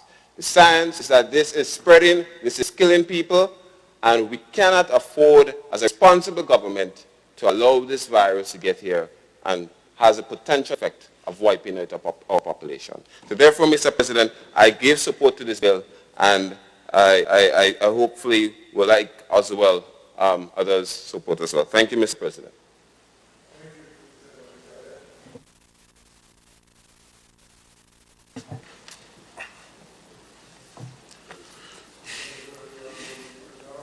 Mr. President, thanks very much. Mr. President, I rise to give my unwavering support to the passage of this bill before us. And primarily to just say this, use one country as an example as to why we need to do this and to ensure that in our practice we keep our borders or keep our country safe. Up until 3 days ago, or a week ago, Hong Kong, who shares a border with China, was as a poster child in the world as it relates to keeping the virus out. They didn't believe in lockdown and so forth, but they had strict measures to control the population. But yesterday, they said the report is, they saw the highest number of infection in this period, 149. And what has changed? Hong Kong opened its border to its students coming back from overseas. And that's where the virus crept in. You may have asymptomatic people coming in and just like that. And right now, Hong Kong has made the decision, strict measures, that they will not allow foreigners to enter the borders as of now. So only nationals coming back? Yes. But as nationals come back, they have to take COVID, the tests, the PCR tests and whatever is available, but also quarantine, mandatory quarantine for 14 days. Why they have moved and made this drastic, take these drastic measures is because they've realized things are getting worse. So the health authority said, our hospitals are about to collapse. Hong Kong is massive. Yes, they have resources. And we're looking at Grenada, not very many ICU beds, not very many ventilators, but we have a disease that has shown us in the bigger first world nation that it has the ability to wipe out populations. And historically, when it was believed that this thing was affecting more senior people, it's not so anymore. It's affecting young people as well. I have the testimony of an 18-year-old young girl from Houston. And this young man, who is no longer with us, went to this COVID party and said, they believe as young people that it's a hoax. You know, because part of the conspiracy theory is 5G and so forth and so on. But they don't believe. And he went to this COVID party and everybody was just having a good time. Yes, to release the stress and the caged up mentality that we've had, try to release it. And when he got into hospital in ICU, just before he expired, he said to the nurse, I made a mistake, a terrible mistake. Not believing that COVID is real. And not believing I have to follow the protocols. He died. Mr. President, the cancellation of Carnival this year will have implications for the economy, of course. And I said earlier, this government has demonstrated its care for people to raise revenue and to make sure that you're able to provide those sort of support you have been given. But the revenue is down now by 50%. So it means that the reservoir you had is drying up. But you're still required to make contributions. So Carnival would have been a big thing, and historically it's shown that quite a lot of revenue has been raised during that time. The government is saying the health and well-being of our people much more than the revenue that we can raise in Carnival. So let's put it off. So the bill in Carnival is off, and the bill is saying, let's not create a new normal by just giving a holiday for holiday's sake. But we do know, and I value the comment made by the young senator Sincere on the other side, because I know this. I've been hearing people saying, they go play a mass, and what are they going to do? Yeah, I could understand that. But if we just give the 2 days holiday, what are we saying to them? Go play a mass, wherever you want to do it. But there are inherent risks. And as a government, and as a people, we cannot expose ourselves and our people to these risks. So that's why we need to do what we're doing. If next year things are better, you'll get an opportunity. But for this year, let us work together with this one in mind, that one life is too much to lose to COVID. I thank you. Honorable members, the question is that the bill be read a second. Sorry, Senator Luke. Thank you very much, Mr. President. And I rise to give my support and to indicate it is the right decision to make. And the labor movement, and I'm sure the people of Grenada, will support any administration that shows that level of concern in relation to ensuring that we minimize the possibility of any social gathering. I want to use the opportunity one time also on the same bill to encourage our workers to remember that the days are now working days and be guided accordingly. We will, in the labor movement, support the responsible and right things to do. And the cancellation of Carnival that we called for very early in the year, it is only proper to, once it is cancelled, to remove the holiday. We will give the support, as we have said, and it shows there are measures that we can take in a responsible way to manage the health risk. And Senator Sincere, that's an important aspect that you have raised, and I want to encourage the government and all of us, not just the government, to keep speaking to our colleagues throughout the state of the importance of remembering the challenges that we face and to give encouragement to find ways and means of addressing the psychosocial aspects that will come around. And we can achieve the minimizing of the possibility of the spread of COVID without having to give any police officer the right to be able to come into my house at any time without a warrant. And we will support all the responsible actions and give our commitment to this. Thank you.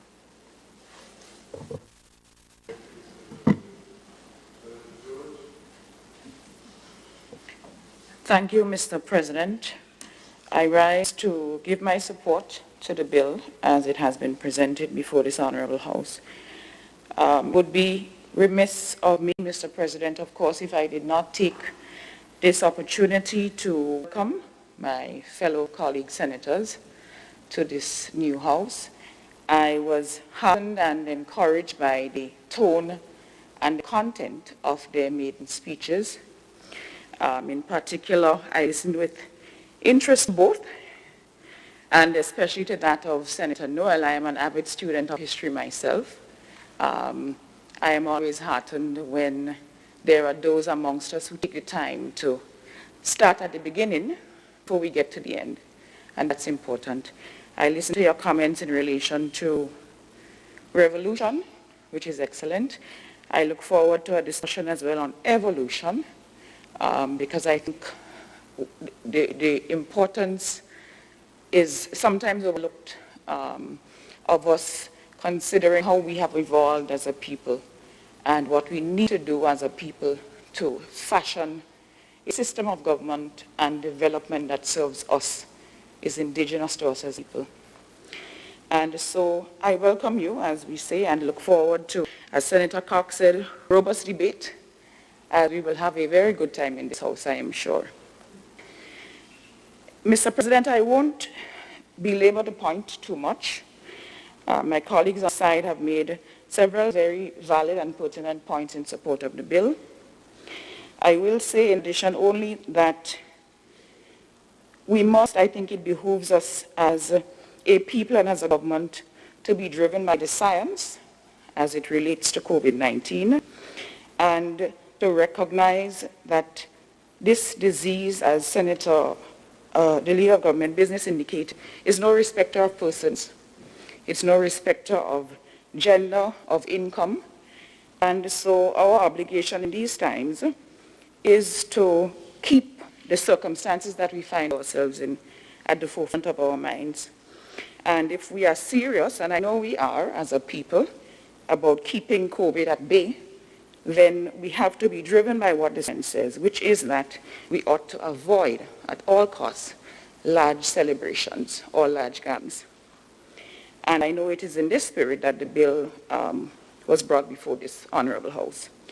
And so in those circumstances, as I said, Mr. President, I give my full support to the bill and look forward to working with my colleagues on the other side.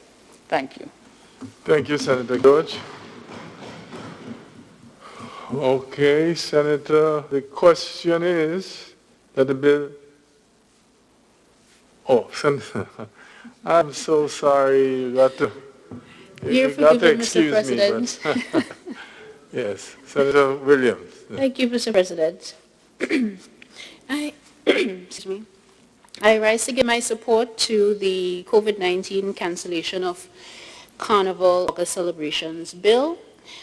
Mr. President, I believe that this bill is necessary given the circumstances that befall us this year.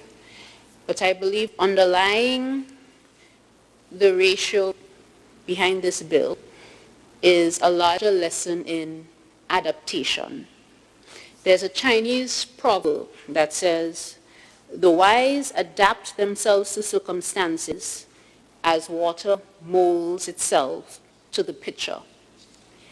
And it was Charles Darwin who said, it is not the strongest of the species that survives, not the most intelligent. it is the one that is the most adaptable to change. And Mr. President, in this year, more than any other in recent times, Grenadians have had to adapt to this new normal, as we like to say. We have had our liberties restricted, we have had our hygienic practices scrutinized, and it is not a desirable state of affairs, but for the time being, Mr. President, it is necessary. And our government has shown a deep understanding of the importance of adapting in times of crises. We have seen it during Ivan, we have seen it during the economic crisis, and now we have seen it during this pandemic. However, Mr. President, these successes have had the unfortunate effect of allowing a spirit of complacency to creep in. Many of us, and unfortunately those in positions of power and influence, have been laboring under the illusion that we are out of the woods. Nothing could be further from the truth, Mr. President. We have seen, for example, with our neighbors to the north in the Bahamas, when they reopened their ports of entry, there was an immediate surge in cases, and thus their ports had to be shut down once again. So the prospect for an onslaught of new imported cases, especially with the imminent reopening of our ports, is a very real one. Therefore, it is crucial that we inculcate in people a spirit of serenity and self-restraint. We hear a lot about the 1918 Spanish flu, which claimed the lives of millions of people. And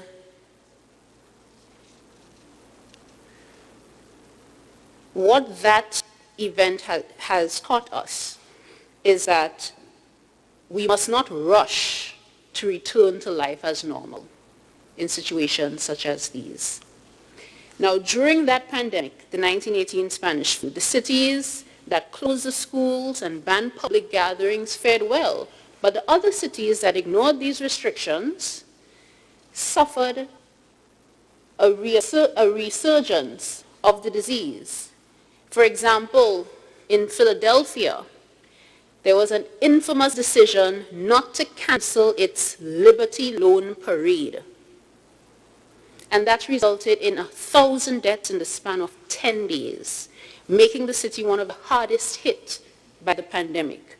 Also in Denver, they lifted restrictions on Armistice Day, celebrate the end of World War I, only to experience a deadlier spike.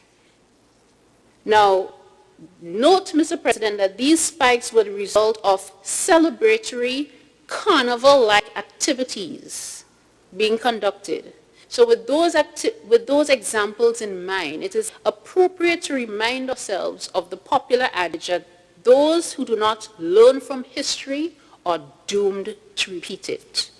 We must learn from these past mistakes and even the current mistakes that are being made by those in the developed world in order to safeguard our communities. Now, we can only hope, Mr. President, that there are no more cases of COVID-19. We can only hope that no one has flown on the radar. But there is always a risk, however small, however remote. And the question is, are we willing to expose ourselves to that risk by creating the conditions for people to engage in activities that could be detrimental to the health of our nation? Any reasonable person would say that the answer is no. We should not expose ourselves to that risk. Now, the carnival celebrations will return, Mr. President, and we shall enjoy them even more so because absence makes the heart grow fonder. So I imagine in 2021, Honorable Member Cadet, or whenever that may be, our celebrations will be more joyous than in the past. But surely this year, Mr. President, we can make the sacrifice. Surely this year, we can err on the side of caution and choose safety and productivity over possible outbreak and further loss, not further, but loss of life. Change is hard. Losing the comfort and pleasures of our normal routines is hard. But Mr. President, these are normal times, and therefore our disposition cannot be normal. We must, for the time being, learn to adapt. And it's for those reasons, Mr. President, that I support the bill before us. Thank you. Yeah, Mr. President, conscious of time, just a couple of words as I lend my support to the passage of this bill. Mr. President, we're doing what is right and not what is popular. The people will never, ever forgive us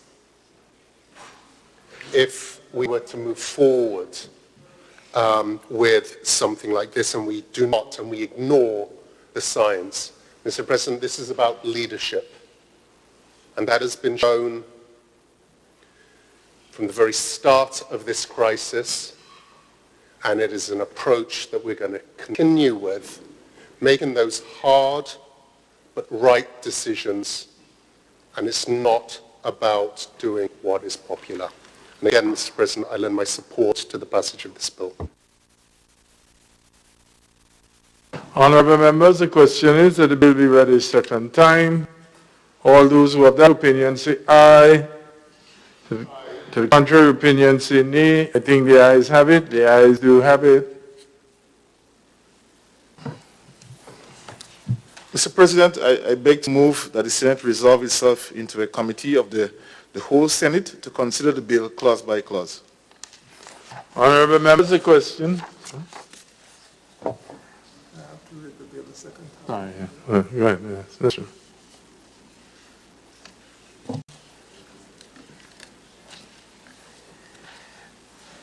A bill for an act shortly entitled COVID-19 Cancellation of Carnival Celebrations Bill 2020.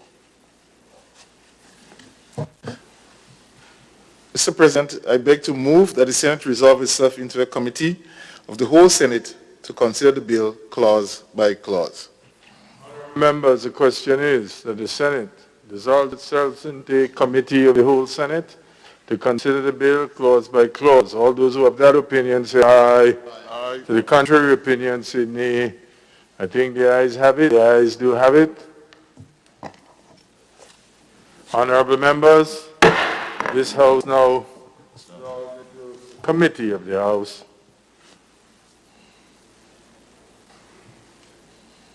Senator Cox.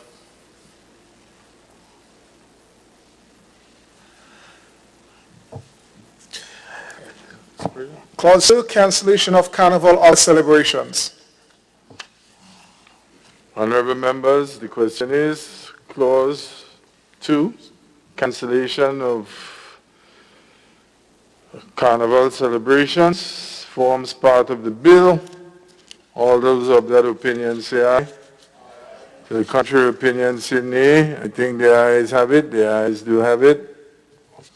Clause 1, short title. Honourable members, the question is clause 1, that is the COVID-19 cancellation of Carnival August Celebrations 2020, form part of the bill. All those who have that opinion say aye. To the contrary opinion say nay. I think the ayes have it. The ayes do have it. Mr. President, I beg to move that the Senate resumes and the chairman of the committee reports progress on the bill. Honourable members, the question is that the Senate resumes and the chairman reports progress on the bill. Does any of that opinion say aye? To the contrary opinion say nay. I think the ayes have it. The ayes do indeed have it.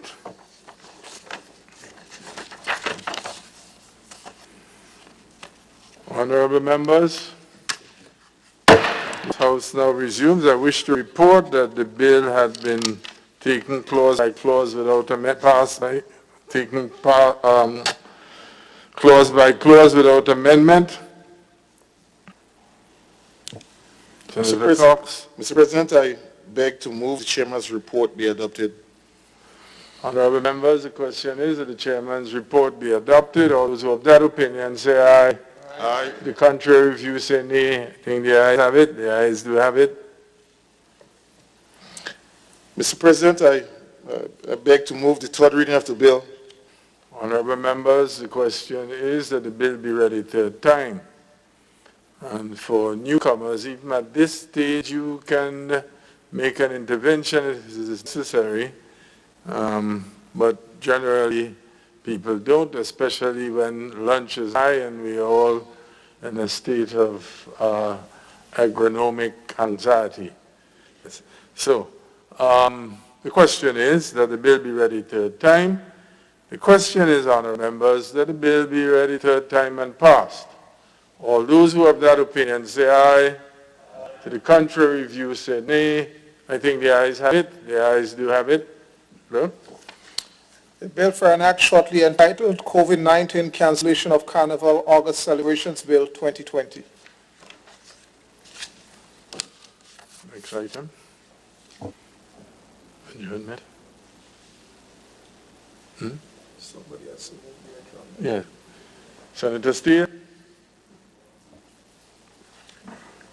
Mr. President, I beg to move a motion for the adjournment until Wednesday, 9 a.m. on Wednesday to conclude And the sitting. that date is what again? Wednesday is what date? Yeah. Next Wednesday, the 5th. Yeah. So. Honorable members, I just want to make one point before we move to the adjournment.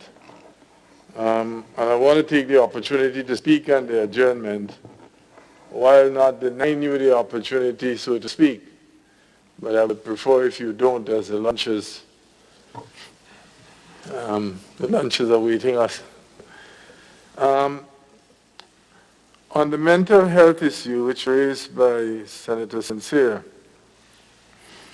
I want to use the opportunity to make the following suggestion. As the Senator has correctly said, quite often people with mental health issues don't easily vocalize them. And part of the challenge in dealing with this health issue is because it is not vocalized, it is not easily picked up. And people go through all these emotional crises rather quietly. And before you know long, it's expressed in quite often deadly ways.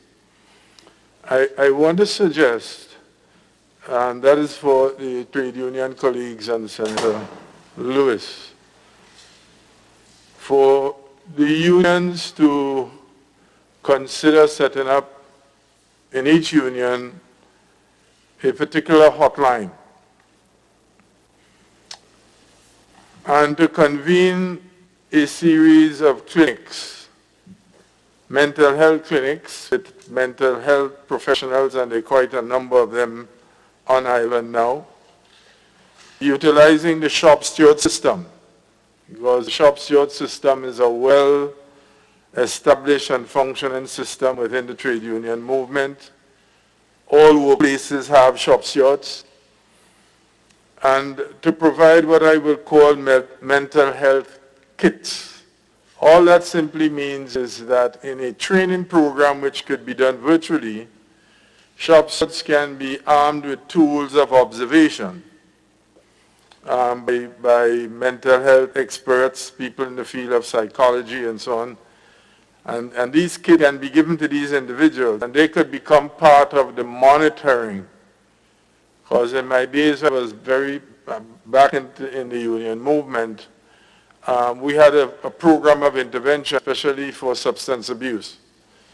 And we had several doctors who were consultants to the union. Unfortunately, 2 of them died. I'm speaking about the late David Lambert and the late Barry McBarnett, who were consultant doctors for the Technical and Allied Workers Union.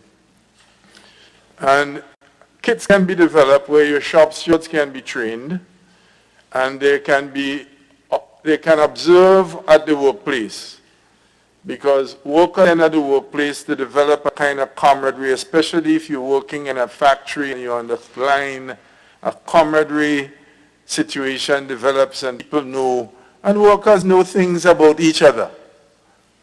All right? And if workers are armed with that knowledge, especially the shop stewards who quite often work as health and safety officers, they can assist in being part of this system of monitoring.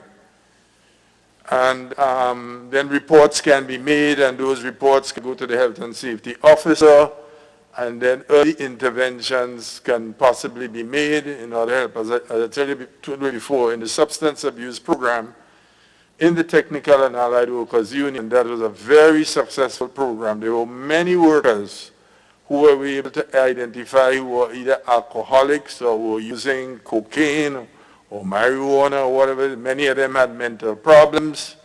We were able to get help for them, and quite often the union paid for that help. Many workers recovered. We were able to make interventions on the job with management and get the cooperation of management and so on to assist. And workers at times were given time off to go for necessary treatment and that kind of thing. So I want to suggest that in this time that the unions all think of setting up these hotlines based along the shop steward system as one more way in which we can make the intervention for people who would be suffering with mental depression at this time.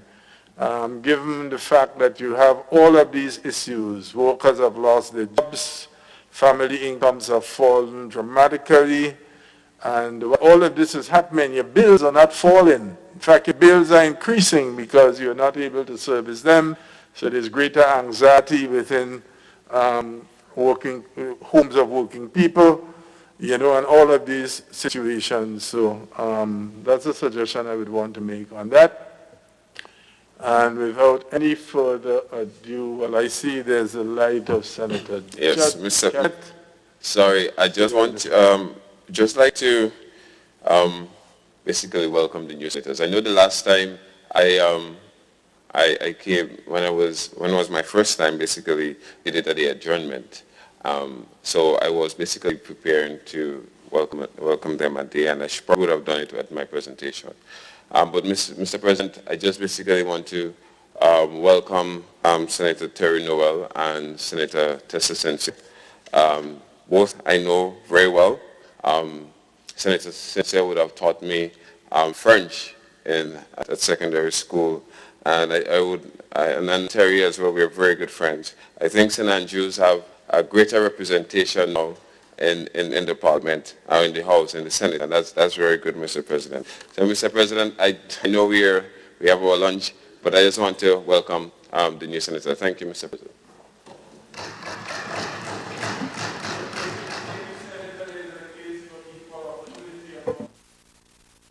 My own way of being a little bit facetious. Honourable members, the question is that the Senate now stands adjourned until Wednesday the 5th at 9 in the morning. I wish to thank all senators. Please be safe. Have an enjoyable weekend with your families and a safe weekend. This Senate now stands adjourned until Wednesday at 9 o'clock.